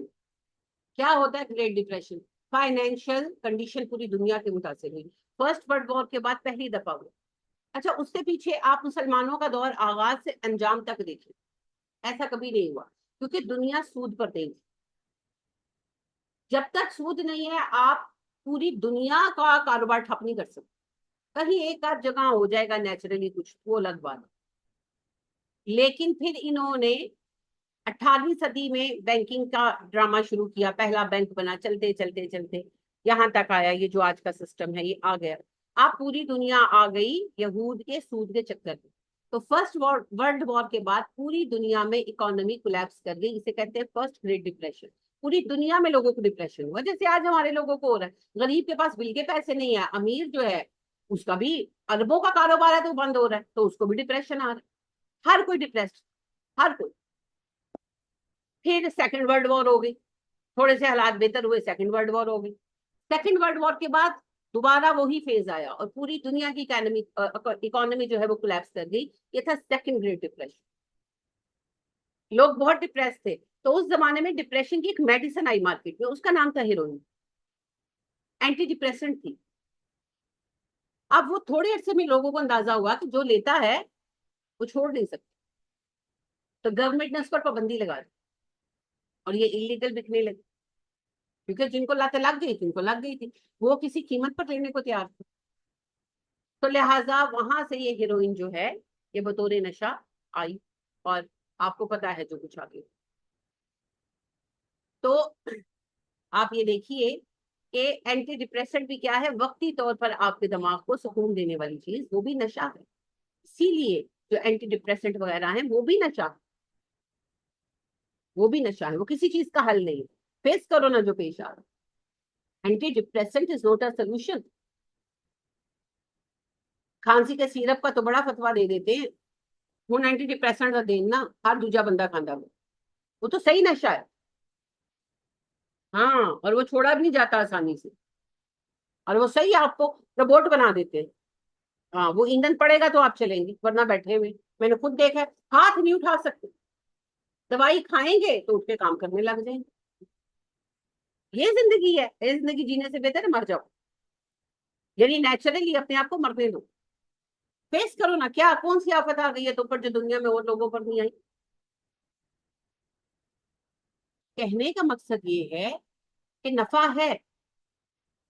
کیا نفع ہے؟ فراد, مزہ, عیاشی. اور جوئے کا بھی یہی معاملہ ہے. ایک تو مزہ آتا ہے کھیلنے والوں, پتہ نہیں کیا مزہ آتا ہے, لیکن آتا ہے. جو کھیلتے ہیں وہ جانتے ہیں. دوسری بات یہ ہے کہ کبھی کبھار جیت بھی جاتے ہیں, اور جو جوئے خانے چلاتے ہیں ان کے تو خیر وہ بارہ ہیں. تو اس طرح کاروبار بن جاتا ہے, تھوڑے بہت اس میں فائدے ہو جاتے ہیں. تو منافع ہے دونوں میں, لیکن دونوں میں گناہ بھی. اور اللہ کہتے ہیں وَإِسْمُهُمَا أَكْبَرُ مِن نَفْعِهِمَا, ان دونوں کا گناہ ان دونوں کے نفع سے بڑا. اچھا, اللہ نے ہمارے لیے چیزوں کو آسان کر دیا, کیونکہ سب کا عقل کا لیول سیم نہیں ہوتا, تو آسان کر دیا, سمجھا دیا, سمپل انداز میں سمجھا دیا کہ ان دونوں چیزوں کو میں نے گناہ قرار دے دیا ہے, ان کا گناہ ان کے نفع سے بڑا. جو بالکل موٹی عقل کا ہے وہ آسان لفظوں میں سمجھ, حرام قرار دیا جا رہا ہے, منع کیا جا رہا ہے, بہت گناہ کی بات ہے, اور گناہ ہوگا, اور گناہ کبیرہ ہے. لیکن اصل بات پھر وہیں پر آ کر رکتی ہے, کیوں حرام ہے؟ کیونکہ یہ آپ کی عقل کو تباہ کر دے, اور انسان عقل سے ہی انسان, اور اللہ کسی اس چیز کو آپ کے لیے الاؤ نہیں کرے گا جو آپ کی عقل کو تباہ کرے. وہ تو رب ہے. آپ اپنے بچے کو الاؤ کریں گے؟ آپ کیوں اپنے بچوں کو اٹھاتے ہیں موبائل سے, کیوں اٹھاتے ہیں؟ دماغ ہی خراب ہوتے ہیں نا ان کے, ہاں ڈمب ہو جاتے ہیں. جتنا اسکرین ٹائم زیادہ کرا لو اتنا بچہ نکما نالائق نکلے. طے شدہ بات ہے, سائنٹیفکلی پروف ہے. تو لہٰذا آپ اپنے بچے کو نہیں دیکھنے دیتے, اٹھاتے ہیں, زبردستی کرتے ہیں, مار دیتے ہیں, تھپڑ تک لگا دیتے ہیں. تو ہم جب اپنے بچے کے دماغ کو لے کر اتنے کانشیس ہیں, وہ تو رب ہے, اور اس نے ہمیں نائب بنایا, وہ کیسے ہمیں تباہ ہونے دے گا؟ وہ ہر اس چیز سے منع کرے گا جس سے ہم اپنے مقام سے گریں گے. تو لہٰذا عقل کو جگانا ہے, عقل, دماغ. وَيَسْأَلُونَكَ مَاذَا يُنْفِقُونَ, اب دوسرا سوال آ گیا, وہ آپ سے پوچھتے ہیں ہم کیا انفاق کریں. قُلِ الْعَفْوُ, تو ہر ضرورت سے زائد چیز. مغفرت اور عفو میں یہی فرق. مغفرت ہوتی ہے کسی گناہ کی وجہ سے, میں نے یہ غلطی کی مجھے معاف کر.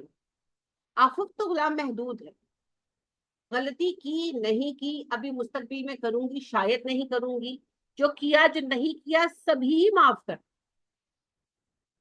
اور مجھے اور زیادہ عطا کر. تو معافی جو ہے بیسیکلی وہ مغفرت سے اگلا درجہ. اسی لیے اللہ کہہ رہے ہیں ہر ایکسٹرا چیز صدقہ کر. ابھی جو ہمارے گھر بھرے ہوئے ہیں تو آپ دیکھیں ہم نے کتنا ایکسٹرا اسٹور کر رکھا ہے نا. یہی بات, یہیں سے دلوں میں محبتیں پیدا ہوتی نا مال کی. ساری عمر آپ یاد کریں بچپن اپنا, میرا آپ کا سب کا, پیٹیوں میں چیزیں رکھی جاتی تھی, اور ساری عمر ہماری مائیں گرمی سردی دھوپ لگواتی رہی اور مر گئی.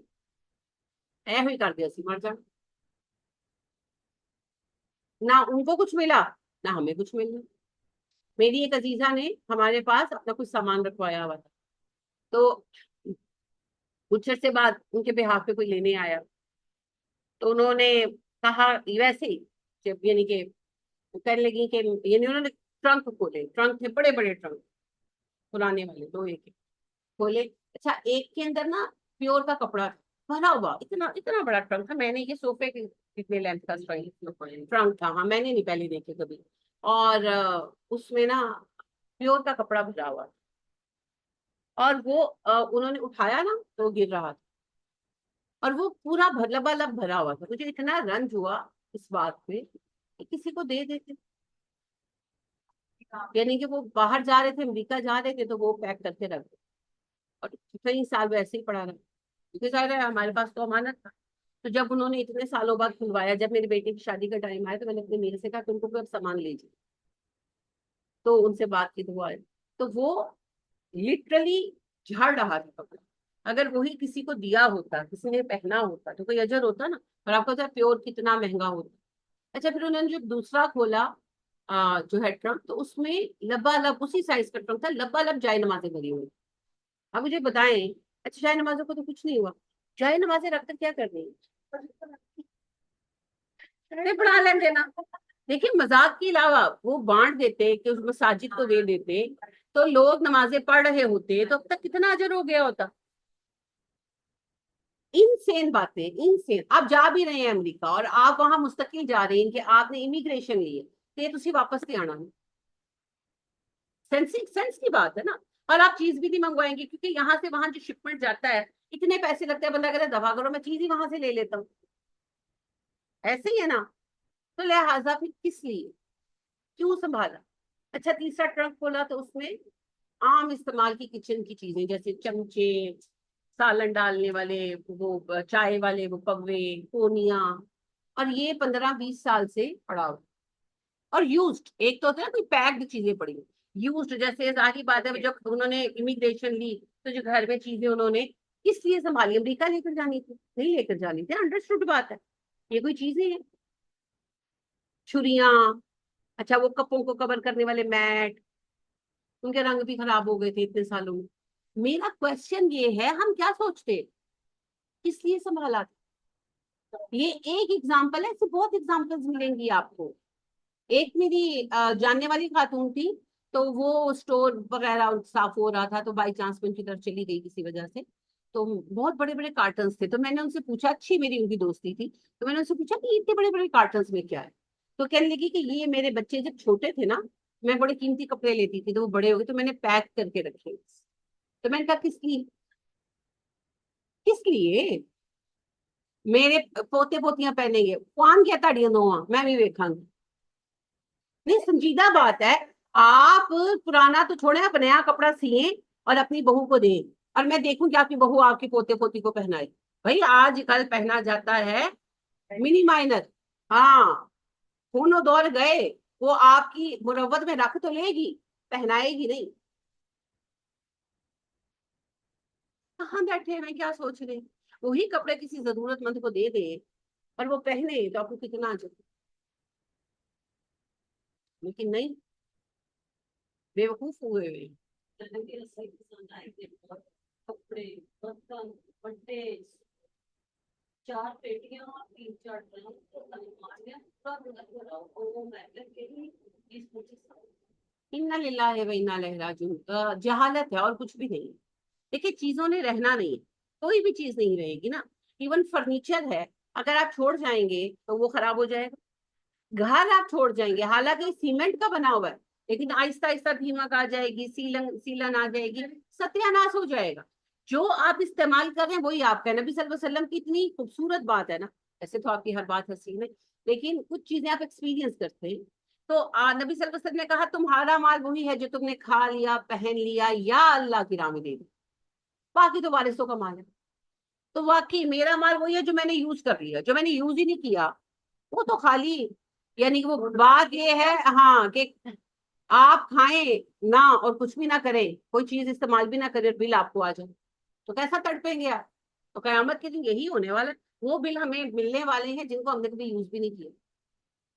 تو ہم سے بڑا گدھا کون ہے دنیا میں. آپ کی باری یاد آتی ہے کہ آپ کہتے تھے جب صبح کے گھر پر لوں وہ میری اٹھا کے باہر. لٹرلی ہوا، لٹرلی ہوا. ہماری ایک بڑی معزز ساتھی تھی، وفات پا گئی، بڑی تھی عمر میں وفات پا گئی. تو انہوں نے بہت سامان، ان کو بہت شوق، انہوں نے بہت سامان جمع کر رکھا تھا. تو اپر پورشن میں وہ رہتی تھی. تو ان کی بہوؤں نے، ظاہر انہوں نے گھر صاف کرنا تھا، انہوں نے وہ سارا سامان اوپر سے ایسے نیچے نا، یعنی کہ وہ تھے نا کارپیٹس اور اس طرح کی چیزیں بھی، تو انہوں نے وہ اوپر سے نیچے، اب اٹھا کر لانا مشکل ہے نا. تو وہ یہ نہیں کہ انہوں نے کوئی نفرت یا غصہ تھا، نیچرل بات ہے. وہ بڑی کھڑکی تھی، انہوں نے کھولی اور وہ ڈریگ کر کے لاتے تھے ملازم، اور وہ اوپر سے نیچے ٹاپل اپ کر دیتے تھے ان چیزوں کو جو ٹوٹنے والی نہیں تھی. اور انہوں نے بھی کوئی بستر نہیں چھوڑا، کوئی یعنی کہ وہ کارپیٹ بدے ہوئے تھے ایسے لائنوں میں پڑے ہوئے تھے، ان کو شوق تھا. انہوں نے وہ سارا کچھ نیچے گرایا اور انہوں نے اس کو کباڑیے والے کو سیل کر. تو ان کی جو خالہ ساس تھی وہ آئی ملے تو روئی جائے میری آپا نے اتنے سال لا کے جوڑے نے این جتوں سٹے ابا جی میرے دل نو تکلیف ہوئی. اور بھائی آپا کو سمجھاتے، اتنا سمجھایا آپا کو، سمجھایا کہ اللہ کے نام پر دے دے، نہیں دیا. ان کی مرضی، وفات پا گئی، اللہ ان کے لیے معاملات اچھے کرے. اب بہو کو انٹرسٹ نہیں ہے، ان کے لیے کباڑ ہے نا. میری اس سے جو بھی ایسوسیشن ہے بھائی، میرے بچوں کے لیے کباڑ ہے. تو انہوں نے اس کو پھینکا نیچے، یہ نہیں اتارا، اور انہوں نے کباڑی کو بیچ دیا. ایکچولی یہی ہے، ایکچولی یہی ہے. اور جو ہم سستی چیزیں لے کر آتے ہیں نا سیل سے جا کر، ہم یہ بھول جاتے ہیں سیل لگ دی اس چیز کی جو وکدی کوئی نہیں. آپ جائیں نا، آپ دیکھیں. اچھا میں نے ایک کارنامہ ایک ہی بار کیا، میں زیادہ نہیں ایسے کرتی. میں یہ رائزن پر گئی تو کیچپ لگا ہوا تھا اور وہ جی بڑا سیل لگی ہوئی تھی. تو بوٹل بڑی خوبصورت تھی، میرے ساتھ نور الہدا تھی تو کہتی لے لینا دو. میں نے ایک لے لیا. کسی نے وہ کیچپ کھا کے جو دیکھا ہو، جو ایک ہی لے آئی ہے، میں کہا لے آئی نور کہتی ہے میں نے تو بوتل کی وجہ سے کہا تھا نا. تو لائف اسٹائل کی چینج ہو گئے تھے. پہلے ماں کے پاس ٹائم تھا، بیٹیاں کھولتی تھی، وہ ان کی یہی ہابی تھی. اب لائف اسٹائل چینج ہو گیا، اب لوگوں کے پاس اتنا ٹائم نہیں ہے. دیکھیے وہ صحیح ہے، آپ صحیح کہہ رہی ہیں کہ پہلے بہت ٹائم تھا، کھولتی تھی رکھتی تھی، لیکن وہ بھی بہت غلط. کیونکہ جو کچھ انہوں نے جمع کیا کسی کے کام نہیں ہے. میں کسی کی نہیں، میں اپنی والدہ کی بات کرتی ہوں. ہم 3 بہنیں تھیں تو میری والدہ کو بڑی فکر تھی، والد فوت ہو چکے تھے، تو جو کپڑا آتا تھا، جو چیز آتی تھی پیٹی میں کہ ان کی شادیوں پہ کام آئے گی. پھر خیر میری والدہ فوت ہو گئی، شادی ہم سب کی بعد میں ہوئی. اچھا جب ہماری شادیوں کی باری کوئی چیز استعمال نہیں ہو سکی، کیوں؟ گولی فلیٹیں، کریبے، ساٹنے، وہ آؤٹ آف فیشن ہو گئی تھی. جب میری بہنوں وغیرہ کی شادیاں ہوئی ہیں اس وقت یہ چلتا تھا وہ جو ٹشو اور گینزا، یہ والی چیزیں چلتی تھی. ہاں نیا نیا فیشن تب آیا تھا. تو وہ پھر میری بارے میں تو وہ بھی نہیں چلتا تھا، میرے بارے میں تو پھر وہ سلک اور یہ چیزیں آ گئی تھی.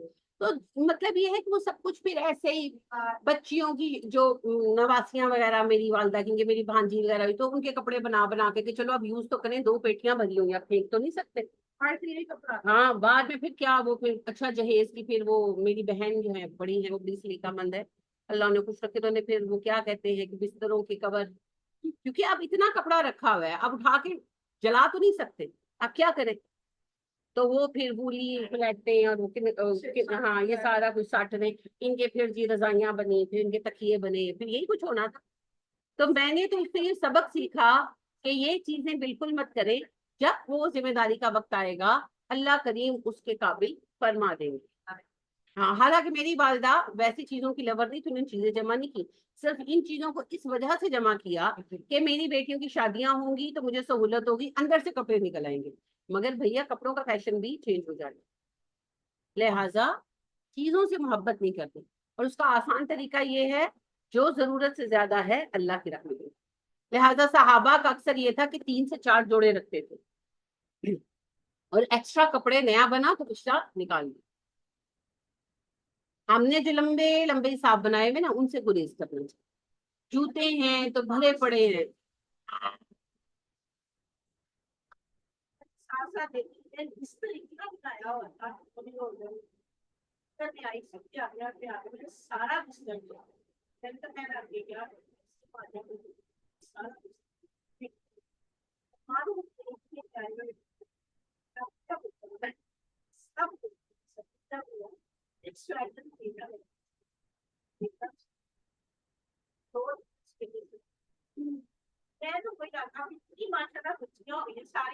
سارا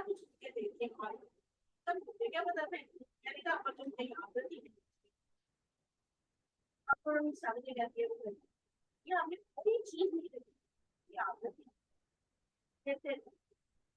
اچھی بات ہے بھی صحیح ہے، پر ویسے بھی یہ ایوی ڈرامے کی باتیں ساری بازاروں سے لا لا کے پہناتی ہے نا، پہنانا کسی نے نہیں تھا.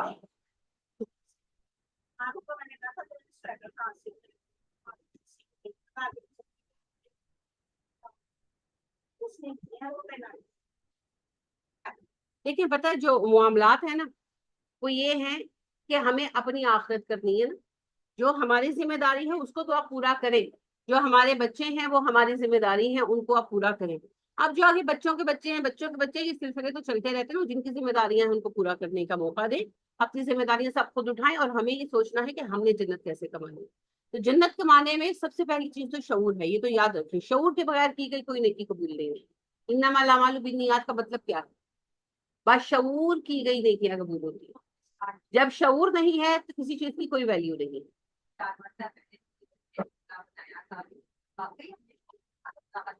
جی جی بالکل، شعور کے ساتھ جو دیں گے وہی قبول ہوگا. دوسری بات یہ ہے، دوسری اہم بات، اچھا اس چیز کا تعلق بھی دماغ کے ساتھ ہے، یہ نہ سمجھے کس کا کسی اور کے ساتھ ہے. جو ہمارا مرکز حواس ہے، یعنی دل، قلب، جب یہ خراب ہوتا ہے تو اس کے اثرات ذہن پر آتے ہیں. کیونکہ میں نے ابھی آپ سے عرض کیا کہ آپ کا حرام مغز جو ہے، جو آپ کا دل ہے، جو آپ کا قلب ہے، میں ہارٹ کے اس آلے کی بات نہیں کر رہی، یہ آپ کو جو تحریکات دیتا ہے، جو آپ کے اندر موومنٹس پیدا کرتا ہے، وہی آپ کے دماغ کو الرٹ دیتی ہیں، اور آپ کا دماغ انہی نہجوں پر پھر کام کرتا ہے. تو اگر آپ کے دل کو روگ لگ گیا ہے چیزوں کی محبت کا، تو پھر آپ کا دل بیمار ہے تو دماغ بھی وہی کچھ کرے گا. تو ہاں آپ جائیں گے نا، وہ مجھے نہیں سمجھ آتی کبھی اس چیز کی، وہ جاتے ہیں نا اتوار بازاروں میں، تو وہ ٹوٹی ہوئی لوگوں کی نکالی ہوئی چیزیں، چینک ہے ڈھکن نہیں ہے، تو وہ بائی کر لیں گے اور پھر خوش ہوں گے کہ ایڈی آلہ کمپنی دی پرانی چینک میں اینے دی لے کے آئے تھے، جڑا ٹکنا بھی نہیں گا وہ کی. ہاں شوق ہے لوگوں میں ٹوٹی پھوٹی چیزیں خرید کر. ہاں لوگ لیتے ہیں، لوگ لیتے ہیں. استعمال کیے ہوئے لوگوں کے نکالے ہوئے برتن، پتہ نہیں کس نے استعمال کیے، اس میں کون کھاتا تھا، کیا کرتا تھا، لے کر آئیں گے اور لا کر بڑے فخر سے بتائیں گے کہ میں لے کر آیا ہوں، یہ لے کر آیا. چیزوں کی محبت، آپ کا دل مریض ہو جاتا ہے اس محبت. ہاں اکثر لوگ کہتے ہیں جی لوگ، میری ماں مجھ سے پیار نہیں کرتی، میرے ابا مجھ سے پیار نہیں کرتے، میرا میاں مجھ سے پیار نہیں کرتا. تو بھائی آپ کا سوال غلط ہے. سوال یہ ہونا چاہیے کہ جس کی آپ بات کریں وہ محبت کرتا ہے، اس میں محبت ہے، وہ محبت کرنا جانتا ہے، اسے اپنے آپ سے محبت ہے. سوال یہ نہیں ہے کہ مجھ سے محبت کرتا ہے کہ نہیں، وہ سیکنڈری بات ہے. پہلی بات یہ ہے مسٹر اے محبت کرتا ہے، اس میں محبت ہے کہ نہیں. اگر تو ہے پھر سوال پیدا ہوگا مجھ سے کرتا ہے کہ نہیں. جس نے کبھی اپنے آپ سے محبت نہیں کی وہ آپ سے کیا محبت کرے گا؟ اسے محبت کرنا ہی نہیں آتا، اس میں محبت ہے ہی نہیں. غلامی ہے چیزوں کی، غلامی ہے گاڑیوں کی، غلامی ہے موبائل کی، غلامی ہے گھر کی، غلامی ہے صوفے کی، غلامی ہے، اپنی اپنی ذہنی غلامیاں بنائی ہوئی. محبت کہاں ہے؟ محبت تو وہ ہے جو نبی صلی اللہ علیہ وسلم سے آپ دیکھتے ہیں. محبت تو وہ ہے جو صحابہ میں، محبت تو وہ ہے کہ اللہ پاک کہتے ہیں حریص علیکم بالمؤمنین، حریص ہے مومنوں کے لیے تمہارا رسول، تڑپتے ہیں کہ کچھ اچھا ہو جائے مومنوں کے لیے. وہ اور کیفیت ہے جی، محبت ہے کہاں پر؟ چلیے آپ بتائیے. حفص تین نام ہیں جنہیں آپ بہت چاہتے ہیں، جلدی جلدی، گھنٹہ نہیں ہے میرے پاس، تین نام لیں. آپ کی یہ کوئی بہت مشکل کوشچن ہے نہیں ہے نا؟ آپ کے وہ تین لوگ جن سے آپ بہت پیار کرتی ہیں، جلدی سے نام لیں. آگے چلیں. خود کہاں ہے؟ خود نہیں ہے نا اپنی لسٹ میں. جب تانوں اپنے نال پیار تھی، تانوں کوئی منہ کیوں لگائے؟ ہاں اپنی اپنی لسٹ چیک کریں ایمانداری سے. میرے کہنے سے پہلے بھی سوچیں آپ کے ذہن میں کون سے تین نام آئے، خود تھی آپ اس میں؟ تو جب نہیں ہے تو پھر آپ لوگوں سے کیوں گلا کرتی ہیں؟ You don't love yourself. آپ کے رب نے یہ نہیں بتایا، ہمارے رب نے کہا ہاں جی بتائیں. ہاں ہاں اتق اللہ، بہت صحیح کہا، بالکل کہا. میری بھی آیت غلط کرا دیتی ہے. اللہ پاک نے کہا انفسکم واہلیکم نار، پہلے اپنے آپ کو جہنم سے بچاؤ پھر گھر والوں. تو پہلا فرسٹ پرسن کون ہے؟ میں. ساری دنیا جنت میں چلی جائے، میں جہنم میں پھنس گئی، مجھے کیا فائدہ؟ لہذا فرسٹ پرسن میں ہوں، باقی سب سیکنڈ پرسن. تو جب آپ کو خود اپنی پرائیورٹی نہیں ہے تو پھر کسی کو کہاں سے ہوگی؟ معاملہ تو ہے نا. یہ پرائیورٹی وہ نہیں ہے کہ بوٹی چنگی میں لینی ہے، جوڑا چنگا میں لینا ہے. نہیں نہیں، یہ وہ پرائیورٹی نہیں ہے. جس کو اپنی ذات کا شعور آ جاتا ہے وہ تو سیلف لیس ہو جاتا ہے، جیسا کہ نبی صلی اللہ علیہ وسلم. ہاں، ہمارا رول ماڈل تو وہی ہے. جیسے صحابہ کرام رضی اللہ تعالیٰ عنہم علیہم اجمعین، عمر ہے نا، جاتے ہیں بازار کپڑا خریدتے ہیں، ساتھ ملازم ہے، غلام ہے، ملازم بھی نہیں غلام ہے. اس کو کہتے ہیں اچھا عید آ رہی ہے، چلو آج نکلے میں تو شاپنگ کر لیتے ہیں. کہتے ہیں جی ٹھیک ہے. جاتے ہیں ایک کپڑا دیکھتے ہیں، کتنے کا ہے بھائی؟ وہ کہتے ہیں جی 5 ریال. اچھا چلو ایک جوڑا دے دو. ایک دیکھتے ہیں یہ کتنے کا ہے، وہ کہتے ہیں جی یہ 15 دینار گولڈ کوائنس، یہ بھی ایک دے دو. تو گھر آتے ہیں تو اس اپنے غلام سے کہتے ہیں کہ جو سستے والا کپڑا ہے 5 ریال والا، وہ کہتے ہیں یہ میرا سلوا دو، یہ دوسرا تم سلوا دو. تو کہتے ہیں کہ آپ امیر المومنین ہیں، لوگ ملنے آئیں گے، آپ اتنا ہلکا کپڑا پہنیں گے. کہتے ہیں کیسی باتیں کرو، میں بڈھا ہو گیا ہوں، مجھے نا کمفرٹ نہیں ملتا ان کپڑوں.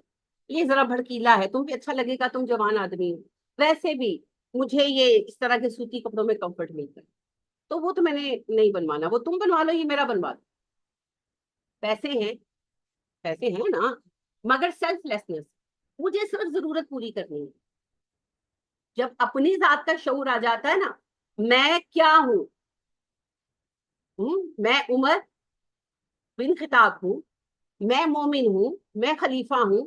اس وقت کپڑوں کی اہمیت ختم ہو جاتی تھا. ابو عبیدہ بھی جوڑا لے کر آتے نا، امیر المومنین پہن لے.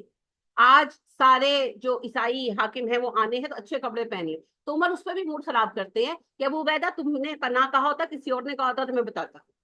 انہی کپڑوں میں آتے، کیونکہ کپڑے عمر فاروق نہیں ہے. عمر فاروق تو عمر فاروق، ہاں وہ دماغ کے اندر ہے عمر کی اسٹرینتھ، وہ کپڑوں کے اندر نہیں ہے. یہ بڑا فرق ہے جی. جس کو اپنی ذات کا ادراک ہو جاتا ہے نا، اس کو بوٹی نہیں چاہیے ہوتی، اس کو اچھا کپڑا تلاش نہیں کرنا پڑتا. مل جاتا ہے، ہوتا ہے، وہ چوز ہی نہیں کرتا، اس کو فرق نہیں پڑتا، وہ ان لیول سے اوپر اٹھ جاتا ہے. چھوٹی چیز ہے جی، بہت چھوٹی چیز ہے جو آپ کہہ رہے ہیں. ہاں، برانڈ بن جانا یہ بڑی چھوٹی چیز ہے. برانڈ تو غلامی کی علامت. برانڈ بنے یا برانڈ بنائیں، برانڈ کس کو کہتے ہیں؟ کس کو کہتے ہیں؟ ہاں، پہلے نہیں ہوتا تھا نا، یہ بڑا پرانا لفظ ہے. جب گھوڑے پالتے تھے نا، اور ان میں سے جو گھوڑے کوئی خرید لیتا تھا تو ان گھوڑوں کو جلا کر ان پہ نام لگایا جاتا تھا، مہر لگائی جاتی تھی، اسے برانڈ کرنا گیا. پھر غلام انسان بنانے شروع کیے امریکہ والوں نے، جن سے آج آپ منہ چراتے پھرتے ہیں کہ ہائے ہائے ہائے اسلام میں غلامی ہے. اوہ سوری سوری، انہوں نے دنیا میں بدترین غلامی رکھی ہے جب انہوں نے کالوں کو خرید خرید کر لا کر غلام بنایا. اور جو سردار جن کالوں کو بائی کرتا تھا وہ ان کو اپنی مہر لگاتا تھا ان کی کمروں کے اوپر، اس کو برانڈ کہتے ہیں. تو آپ غلام ہیں ان برانڈوں کے، انہوں نے آپ کو مہرے لگا کر اپنا غلام بنایا ہوا ہے. اوقات نہیں ہے آپ کی کہ آپ ان برانڈوں سے نکل جائیں. جب تک آپ ایک برانڈ کا کپڑا نہیں پہنتے نا، آپ سے سر اونچا نہیں ہوتا. انہوں نے آپ کے دماغوں پر مہرے لگائی ہیں. کوئی فخر نہیں ہے یہ، برانڈ بن جاتے ہیں. برانڈ بننا کیا ہے؟ جو اللہ کا بندہ بنتا ہے نا، وہ نہ برانڈ بنتا ہے نہ بناتا ہے، وہ سب کو آزاد کر دے. لہٰذا عمر بن العاص رضی اللہ تعالیٰ عنہ نے جب مصر کا محاصرہ کیا نا، مصر کا محاصرہ پورے مصر کا نہیں کر دیا تھا، یعنی فوج لے کر جب گئے مصر پر، تو انہوں نے کہا کہ ہمارا تمہارا تو کوئی جھگڑا بھی نہیں، کیوں آئے؟ تو عمر بن العاص رضی اللہ تعالیٰ عنہ نے ان کے سفیر سے کہا ہم اس لیے آئے کہ اللہ کے بندوں کو بندوں کی غلامی سے چھڑا کر اللہ کا بندہ بنائیں. اس لیے نہیں آئے کہ خود برانڈ بن کر اپنا بندہ بنا لو. اور آپ کا رب بھی یہی فرماتا ہے، اللہ کے بندے کبھی یہ نہیں کہیں گے کہ ہمارے بندے بن جاؤ، وہ تو کہیں گے کونوا ربانیین، اللہ والے بن جاؤ. تو بھائی مومن برانڈ نہ بنتا ہے نہ بناتا ہے. یہ تو ڈائلوگ ہیں وائرل کرنے والے. نبی صلی اللہ علیہ وسلم برانڈ ہے؟ نہیں، نبی صلی اللہ علیہ وسلم برانڈ نہیں ہے، آپ ایک تحریک ہے. ایک غلامی سے دوسری غلامی میں لانا ہے. برانڈ ہے رام، برانڈ ہے کرشن. نبی صلی اللہ علیہ وسلم برانڈ نہیں ہے. آپ کے نام پر جو تجارت کرتا ہے وہ غدار ہے. نبی کریم صلی اللہ علیہ وسلم تو انسان کے لیے پیغام ہے، حرکت کا، کام. انسان کے شعور کی سب سے اعلیٰ اگزامپل ہے کہ ایک باشعور انسان ایسا ہوتا ہے جیسے محمد تھے صلی اللہ علیہ وسلم. وہ تو ہمارے لیے وہ گول ہے جسے ہمیں اچیو کرنا ہے، ویسا بننا ہے. نہیں بن سکتے، ڈیفینیٹلی نہیں بن سکتے، مگر جتنا بن سکتے اتنا تو بنیں گے نا. لیکن افسوس کی بات یہ ہے ہم اتنے ذہنی غلام ہو چکے ہیں کہ ہم برانڈزم کو بھی فخر سے پیش کرتے ہیں. میں تے برانڈ تو تھلے کپڑا نہیں پاندی. یہی تو آپ کی ذہنی غلامی کی علامت ہے. یہی تو آپ کی ذہنی غلامی کی علامت ہے. برانڈ کام کرے. ہاں، ہم غلام بن گئے، وہ کامیاب ہو گئے. اوہو، سب سے پہلے تو یہی توڑنا ہوگا، سب سے پہلے.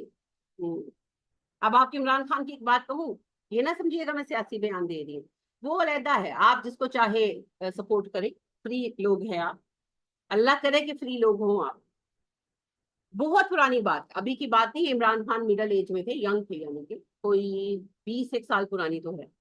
تو میں نے ایک انٹرویو ان کا دیکھا تھا، اس میں ان سے کوشچن کیا گیا کہ آپ بڑے کنجوس ہیں، آپ تو پیسے نہیں خرچتے. تو بڑا اچھا جواب تھا عمران خان صاحب. انہوں نے کہا کہ میرے نزدیک کنجوس ہونا کچھ اور سخی ہونا کچھ اور. سخی کا لفظ نہیں کہا، کنجوس کا ہی کہنے لگے میرے نزدیک کنجوسی کچھ اور. دیکھیں، آپ جو مجھے کہہ رہے ہیں میں پیسے نہیں خرچتا، میں کیوں خرچوں پیسے؟ میں برانڈ کی گھڑی لوں، میں کیوں لوں؟ جب میرے پاس موبائل ہے مجھے گھڑی چاہیے ہی نہیں. میں کپڑے مہنگے خریدوں، میں کیوں خریدوں؟ اور پھر انہوں نے کہا کہ جب میں نے ورلڈ کپ جیتا تو مجھے فلانے برانڈ نے، انہوں نے نام بتایا، کہ انہوں نے مجھے کہا کہ اگر ہمارا جوڑا پہنیں گے تو آپ پھر جتنے جوڑے ہم سے چاہے لے لیں. تو کہتے میں نے ان کا جوڑا پہنا جس دن وہ کپ شپ ملا. تو کہتے اس کے بعد نا میں نے وہاں سے 10 12 جوڑے لے لی. میں تو کہتے آج تک وہی جوڑے پہن، میں نے تو کوئی سوٹ نہیں خریدا. میرے جتنے پیسے آتے ہیں، اس وقت وہ کینسر شوکت خانوں کے ہاسپٹل بنا رہے، کہتے میں سارے اس پہ لگاتی ہوں. تو میں کیوں پیسے خرچ کروں؟ سیاسی اعتبار سے آپ کے جو بھی رجحانات ہو وہ آپ کا مسئلہ ہے. میں بات کر رہی ہوں اس بندے نے اپنے آپ کو اس ذہنی غلامی سے آزاد کیا. ایٹ لیسٹ وہ سوچتے، ہر وہ بندہ جو سوچتا ہے. لہٰذا آپ دیکھیں کہ یہ جو ہے، کیا نام ہے یہ جو ونڈوز والا ہے، بل گیٹس. بل گیٹس نے آج تک کوئی برانڈ کی گھڑی پہنی ہے؟ بل گیٹس نے آج تک کوئی برانڈ کا جوڑا پہنا ہے؟ نہیں پہنا. وہ لوکل کپڑے پہنتے، وہ کوئی قیمتی گھڑی نہیں پہنتا. اس سے پوچھا گیا کہ تم کیوں نہیں پہنتے؟ اس نے کہا مجھے کیا فرق پڑتا، آئی ڈونٹ بادر اباؤٹ. وہ بل گیٹس ہے. ہاں، وہ لنڈے کا کپڑا بھی پہن کے رہے گا، وہ بل گیٹس ہی رہے گا. یہ احساس کمتری جو ہوتا ہے نا، احساس کمتری، میں کچھ نہیں ہوں، لوگ مجھے دیکھیں کسی طرح تو دیکھیں، چلو 10,000 کا جوڑا ہی پالا، جوڑے نے پانی میں نے دیکھی. ہاں ہاں، مذاق نہیں کر رہی. مجھے لوگ دیکھیں، کبھی کسی نے مجھے ویلیو ہی نہیں کیا، میں ذرا 10,000 کا میک اپ ہی کرا لوں تبھی شاید لوگ مجھے دیکھیں. جن کے اپنے اندر کچھ نہیں ہوتا نا، انہیں ہی یہ سب کرنا. تو اپنے اندر کو جگانا، اپنے اندر اعتماد پیدا کریں. برانڈ آپ کی غلامی کی علامت ہے. آپ کے دماغوں کے اندر ان کا مارک ہے، اس کو نکال پھینکے. اور یاد رکھیں، مومن نہ برانڈ بنتا ہے نہ بناتا. مومن تو آزاد ہوتا ہے اور آزاد کر دیتا. اور جو آپ کو آزادی نہیں دے سکتا، وہ بندہ، وہ نظریہ ٹھیک نہیں. کیونکہ اسلام سکھاتا کیا ہے؟ چلے اچھا، یہ مزاروں پہ جانا کیوں منع، تعویذ پہننا کیوں منع، پیر بابا سے بیعت ہونا کیوں منع؟ مسئلہ کہاں پر؟ ساری غلامیاں ہیں نا. سب غلامیاں چھوڑ دو، صرف ایک غلامی ہوگی، اللہ. وہ معبود، میں عابد. وہ رب، میں بندہ. وہ خالق، میں مخلوق. وہ موتی، میں سوالی. وہ دینے والا، میں لینے والا. وہ تقسیم کرنے والا میں مانگنے ہوں، وہ تقدیر لکھنے والا میں اس کو جھیلنے ہوں، اس کے سوا میرا کوئی مالک ہے نہیں، میں اس کے سوا کسی سے مانگوں گی نہیں. کیوں؟ کیونکہ میں نے وعدہ کیا ہے ایاک نعبد و ایاک نستعین. ہاں، ایاک نعبد و ایاک نستعین، اللہ آپ سے ہی مدد مانگوں گی، کیونکہ میرے رب صرف آپ ہے، صرف آپ سے مانگوں گی.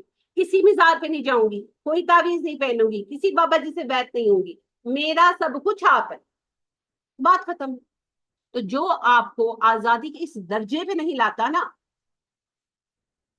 وہ بیچارہ خود غلام ہے کسی نفس. تو شعور کا وہ درجہ، شعور کا وہ مقام جہاں آ کر ہر غلامی ختم ہو جاتی، وہی ایمان ہے، وہی بندہ مومن ہے، وہی عمر کو فاروق بنا دیتا ہے، وہی ابو بکر کو صدیق بنا دیتا ہے، وہی محمد کو رسول اللہ بناتا ہے صلی اللہ علیہ وسلم، وہی ابراہیم کو اٹھاتا ہے، اور انہی چاند ستاروں کو جن کو ان کے اجداد صدیوں سے پوجتے آ رہے ہیں، نسلوں سے، وہ دیکھ کر کہتے ہیں اچھا یہ تو ڈوب رہے، تو خود کسی کے غلام ہے، یہ رب نہیں ہو سکتے. غلام ہو اور رب ہو، یہ کیسے ہو سکتا؟ یہ شعور. اور جب تک یہ شعور پیدا نہیں ہوگا کچھ نہیں.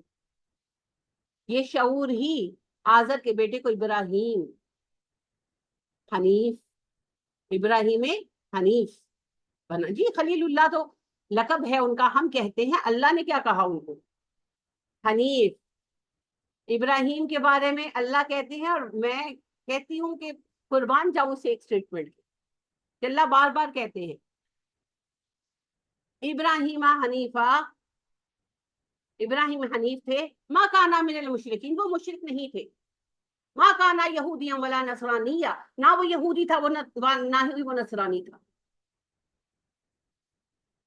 وہ تو مسلم حنیف تھا. بار بار کہتے ہیں، جتنی بار ابراہیم کی بات ہے اللہ ایک ہی بات کہتے ہیں، ابراہیم جس نے اپنا کہا سچ کر دیا. ابراہیم صرف وہ شعور، وہ چاند ستارے تو نسلوں سے لوگ دیکھتے آ رہے تھے، انہیں کو دیکھ کر ابراہیم نے سچ سمجھا. شعور جو آپ کو ہر غلامی سے آزاد، یہ ایک سجدہ جسے تو گراں سمجھتا ہے، ہزار سجدوں سے دیتا ہے آدمی کو نجات. آپ ایک اللہ کے بندے بنے اور ساری بندگیوں کو چھوڑ دیں، اگر یہ نہیں کیا تو بھائی کچھ نہیں کیا. تو غلامی کے بہت سارے راستے ہیں. جسمانی غلامی ختم ہو چکی، روحانی غلامی کب چھوٹے گی؟ آپ خود کون ہیں؟ آپ کہتے ہیں میرے مادھوری جیسے بال بنا دو، میرا فلانی جیسا میک اپ کر دو، یہ فلانی ڈرامے میں فلانی لڑکی جو اداکارہ جو لپسٹک لگاتی ہے مجھے وہ والا کلر دے دو. تم خود کہاں؟ تم کون؟ تمہاری پہچان کیا؟ کیوں چاہیے تمہیں دوسروں جیسا اٹائر؟ تمہیں اپنے اوپر بھروسہ کیوں نہیں؟ کہاں کھو گئے ہو؟ کن کے جیسا بننا چاہتے ہو؟ چلو کن کے جیسا بننا چاہتے ہو؟ بکاؤ مال جو جسم بیچ رہے ہیں ان کے جیسا؟ کیوں؟ ان کا سٹیٹس کیا ہے؟ دنیا میں کیا ہے؟ آخرت میں کیا ہے؟ سوچا ہے نہیں؟ کیا بننا ہے؟ مقصد کیا ہے؟ کوئی مقصد ہی نہیں. سوچیں سوچیں سوچیں، اس دماغ کو تکلیف دے. میں کیوں ہوں دنیا میں کس لیے ہوں دنیا میں، میری پیدائش کیوں ہوئی، میرا مرنا کیوں ہوگا؟ انہی سوالوں کے جواب ڈھونڈنے نبی اکرم صلی اللہ علیہ وسلم غار ہرا میں جاتے تھے. آپ کی کوئی ہرا نہیں ہے، پناہ لے وہاں پر بیٹھے، اور آپ کو تو وہی پوسٹ پیڈ ملی ہوئی ہے. ہاں سوری، پری پیڈ ہوتی ہے، پوسٹ پیڈ ہوتی ہے، پری پیڈ ہوتی ہے، پری پیڈ ملی ہوئی ہے، پہلے آئی ہوئی ہے. ہاں نبی صلی اللہ علیہ وسلم نے تو پہلے تکلیف کاٹی پھر وہی ملی. آپ کو تو پہلے ملی ہوئی ہے. رات کو اٹھ جائیں، تنہائی میں بیٹھے، بھول جائیں کہ آپ ساس ہیں، بہو ہیں، بیوی ہیں. ایک انسان ہے سب سے پہلے. آپ اللہ نے آپ کو پیدا کیا ہے. کیوں پیدا کیا؟ آپ کے بغیر دنیا چل سکتی تھی نا. تو پیدا کیا ہے تو کس لیے پیدا کیا ہے؟ کیا کرنے کے لیے بھیجا ہے؟ تو سوچو. او ہو آئی حیات لائی حیات آئی قضا لے چلی چلے، اپنی خوشی نہ آئے نہ اپنی خوشی چلے. ہمارا تو یہی حال ہے بھائی، ہم یہی فلسفہ بنا کر بیٹھے اور ہم بھول جاتے ہیں عمر فاروق رضی اللہ تعالیٰ عنہ کتنے سال خلیفہ رہے. اب اس سوال کا جواب تو دے دیں. 10 سال. کتنا کام کیا انہوں نے 10 سالوں میں؟ اتنا کام کیا ہے کہ آپ اس پر تھیسس لکھتے ہیں اور آپ کو سمجھ نہیں آتی کہ کیسے سب کچھ اس کے اندر لے آئیں. نہیں لا سکتے. کتابوں کی کتابیں لکھی گئی ہیں. تو کیا پتا چلتا ہے؟ جس کو شعور آ جاتا ہے نا، وہ اپنی زندگی میں اپنے نشان پیچھے چھوڑ جاتا ہے. ہاں، وہ مثال بن جاتا. اور دوسری طرف آج کے کسی بھی علاقے کے حکمران دیکھ لیں، صرف ہماری میں اپنی بات کروں گی، کب سے ہم بچے تھے تو یہ لوگ حکمران بنے، ہم بوڑھے ہو گئے یہ حکمران ہے. کیا کیا پاکستان نے؟ کسی نے کچھ بھی نہیں کیا نا. یہ فرق ہے. ابو بکر کتنا عرصہ حاکم رہے؟ تقریباً 2.5 سال، 2 سال 4 مہینے. کتنا کام کر گئے ابو بکر؟ تنہا ایک گروپ نہ کر سکتے. بڑا فرق ہے جی، بڑا فرق ہے. باشعور ہونے اور بے شعور ہونے میں بڑا فرق. تو لہذا باشعور ہو جائیں. اوہو، خدا تجھے کسی طوفان سے آشنا کر دے کہ تیرے بحر کی موجوں میں کس طرح نہیں. تجھے کتاب سے ممکن نہیں فراغ کہ تو کتاب خواں ہے، مگر صاحب کتاب نہیں. صاحب کتاب کر دے اللہ ہم سب کو. اللہ قرآن کو ہمارے دلوں میں بسا دے، ہماری رگوں میں جاری کر دے، ہمارا شعور بنا دے. تو آپ دیکھیں گے مسلمان پھر وہی طاقت بن کر اٹھیں گے جو مسلمان ہیں. طاقت تو بھی ہم ہیں، لیکن وہ جیسے آتش فشاں سویا ہوتا ہے نا، کسی کام کا.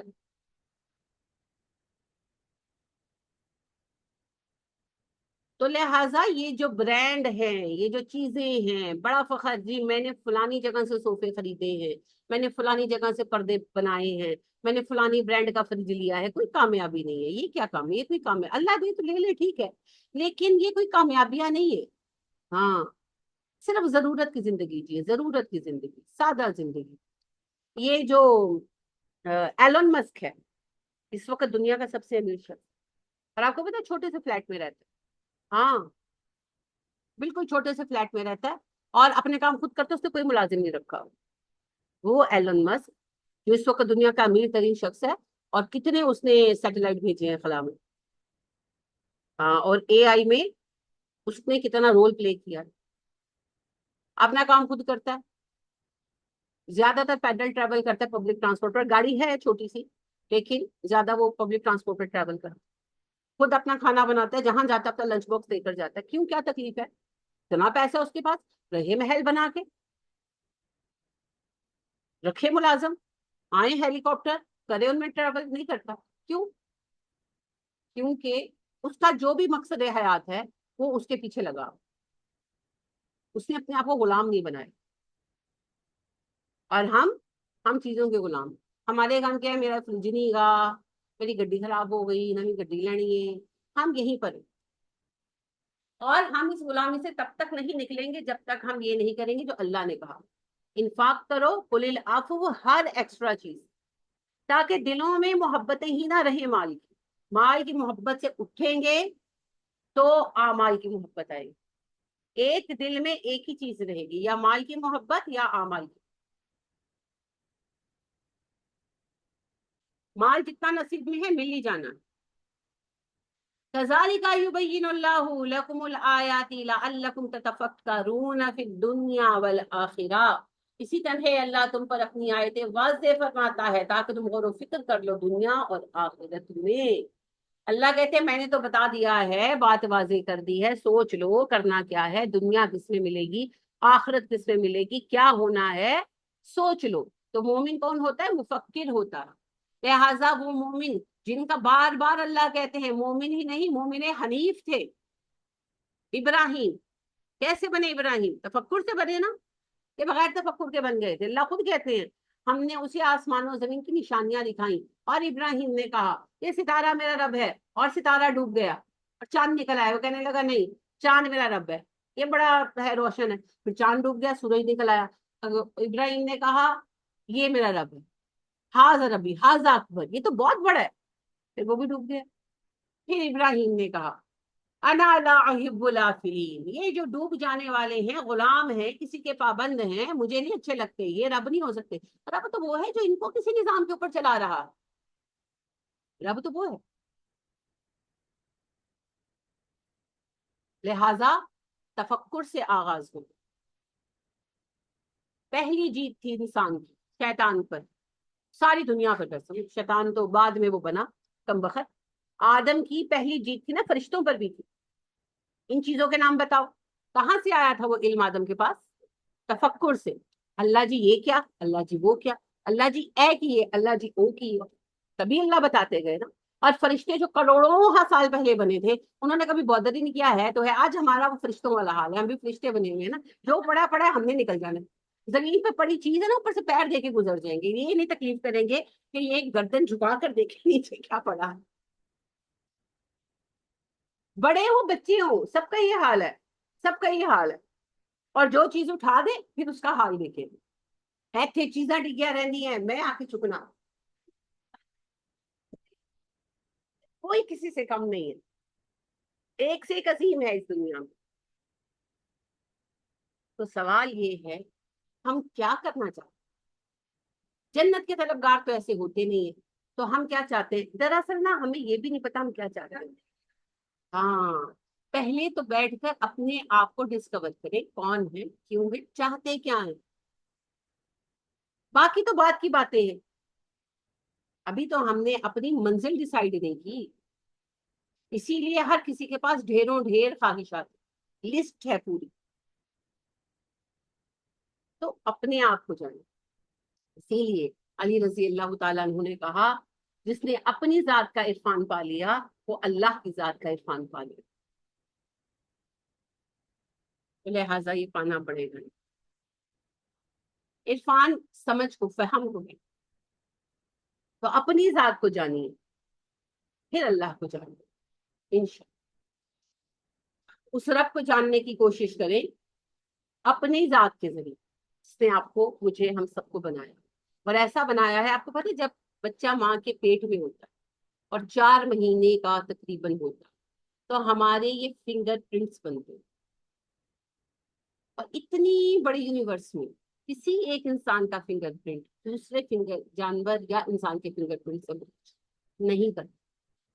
یعنی اس رب کے سسٹم کے اندر ہر کسی کے فنگر پرنٹس موجود ہیں. اور یہ اتنا مخصوص اور اسپیسیفک ہے ہر کسی کا کہ ہاتھ جل جائے, کچھ ہو جائے, جب وہ ریکریٹ ہوگا وہ ویسا ہی ہوگا. آپ سوچیں, کیا آپ کو ایسے ہی بنا دیا گیا؟ جو چیزیں ایسے ہی ہوتی ہے وہ اس طرح بنائی جاتی ہیں. اللہ نے ان انگلیوں کے فنگرز کے پرنٹس تک ڈیزائن کیے ہیں اسپیسیفک. یعنی میرا ناک ساری دنیا سے الگ ہے, میری آنکھ ساری دنیا سے الگ ہے, میرا منہ, میری انگلیوں کے فنگر پرنٹس تک ساری دنیا سے الگ ہیں. اور میں الگ نہیں ہوں, میرا کوئی مقصد نہیں ہے. ایویں کیسی بات کرتے ہیں؟ اگر میری کوئی امپورٹنس نہیں ہے تو میں ہوں کیوں؟ اللہ نے اتنی میرے اوپر اپنی ایفرٹ کیوں لگائی ہے؟ کیوں مجھے اس طرح ڈیزائن کروایا ہے؟ کیسے ہو سکتا ہے کہ میں بیکار ہوں؟ تو سب سے پہلے تو اس بھرم سے نکلے کہ آپ بیکار ہیں. آپ بیکار نہیں ہیں. اس کے بعد سوچیں کون ہے, کہاں ہے, کیوں ہے, اور چاہتے کیا ہیں.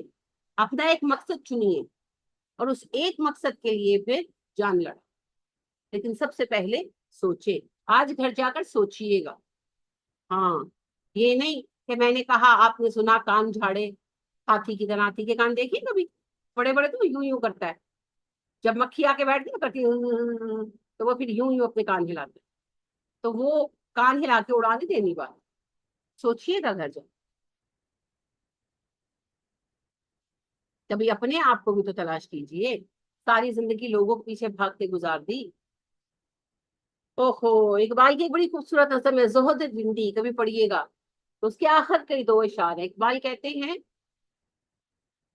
گر آپ کو معلوم نہیں میری حقیقت پیدا نہیں کچھ اس سے قصوری ہمدانی میں خود بھی نہیں اپنی حقیقت کا شناسا گہرا ہے میرے بہرے خیالات کا پانی مجھ کو بھی تمنا ہے کہ اقبال کو دیکھوں کہ اس کی جدائی میں بہت اشک نشانی اقبال بھی اقبال سے آگاہ نہیں ہے کچھ اس میں تمسخر ہو واللہ نہیں۔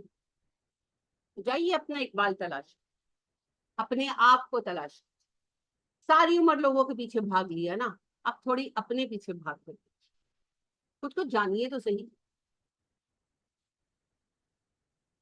پہلے جانیں گے تبھی تو راستہ نکلے تو اللہ آپ کو آپ سے وہ شناس کر دے اللہ ہم سب کو خود شناسی یہ جو خود شناسی ہے نا یہ بڑی چیز ہے یہی قرآن کرواتا ہے یہی نبی صلی اللہ علیہ وسلم نے کرایا لہٰذا ہر صحابی عمر نہیں بن سکتا ہر صحابی ابو بکر نہیں بن سکتے ہر صحابی خالد نہیں بن سکتے لیکن جو ہے وہ تو بن سکتے ہیں نا لہٰذا عمر بلال تو نہیں بن سکے نہیں بن سکے بلال عمر نہیں بن سکے پر عمر بھی تو بلال نہیں بن سکے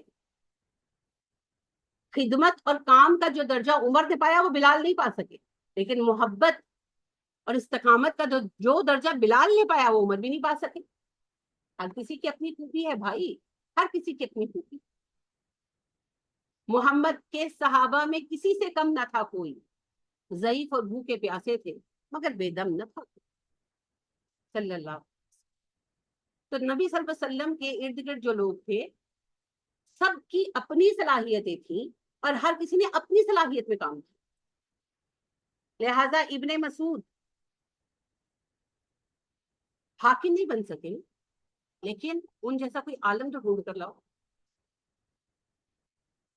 تو بھیا آپ کے اندر بھی تو کچھ ہے آپ بھی تو کچھ ہوں گے آپ اپنے بچے کو بغیر تیاری کیے اسکول بھیجتے ہیں نہیں تو اللہ نے اتنے بڑے محاذ پر بھیجا ہے نہیں بھیج دیا آپ ایسا سمجھتے ہیں اللہ سب کچھ اس ایک ڈبے کے اندر ہے اس ڈبے کو کھولے کھرولے پھر دیکھیں آپ کے اندر کیا ہو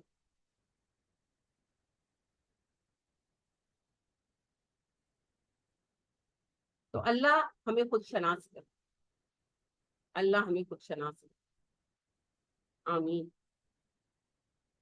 چلیے اقبال ہی کی ایک قطعے پہ بات ختم کرتی ہوں اقبال کہتے ہیں تیرے سینے میں دم ہے دل نہیں تیرے سینے میں دم ہے دل نہیں تیرا دم گرمی محفل نہیں ہے گزر جا عقل سے آگے کہ یہ نور چراغ راہ ہے منزل نہیں ہے عقل سے آگے کیا ہے شعور شعور یہ موبائل ہے مجھے پتا ہے یہ عقل ہے اس کا درست استعمال شعور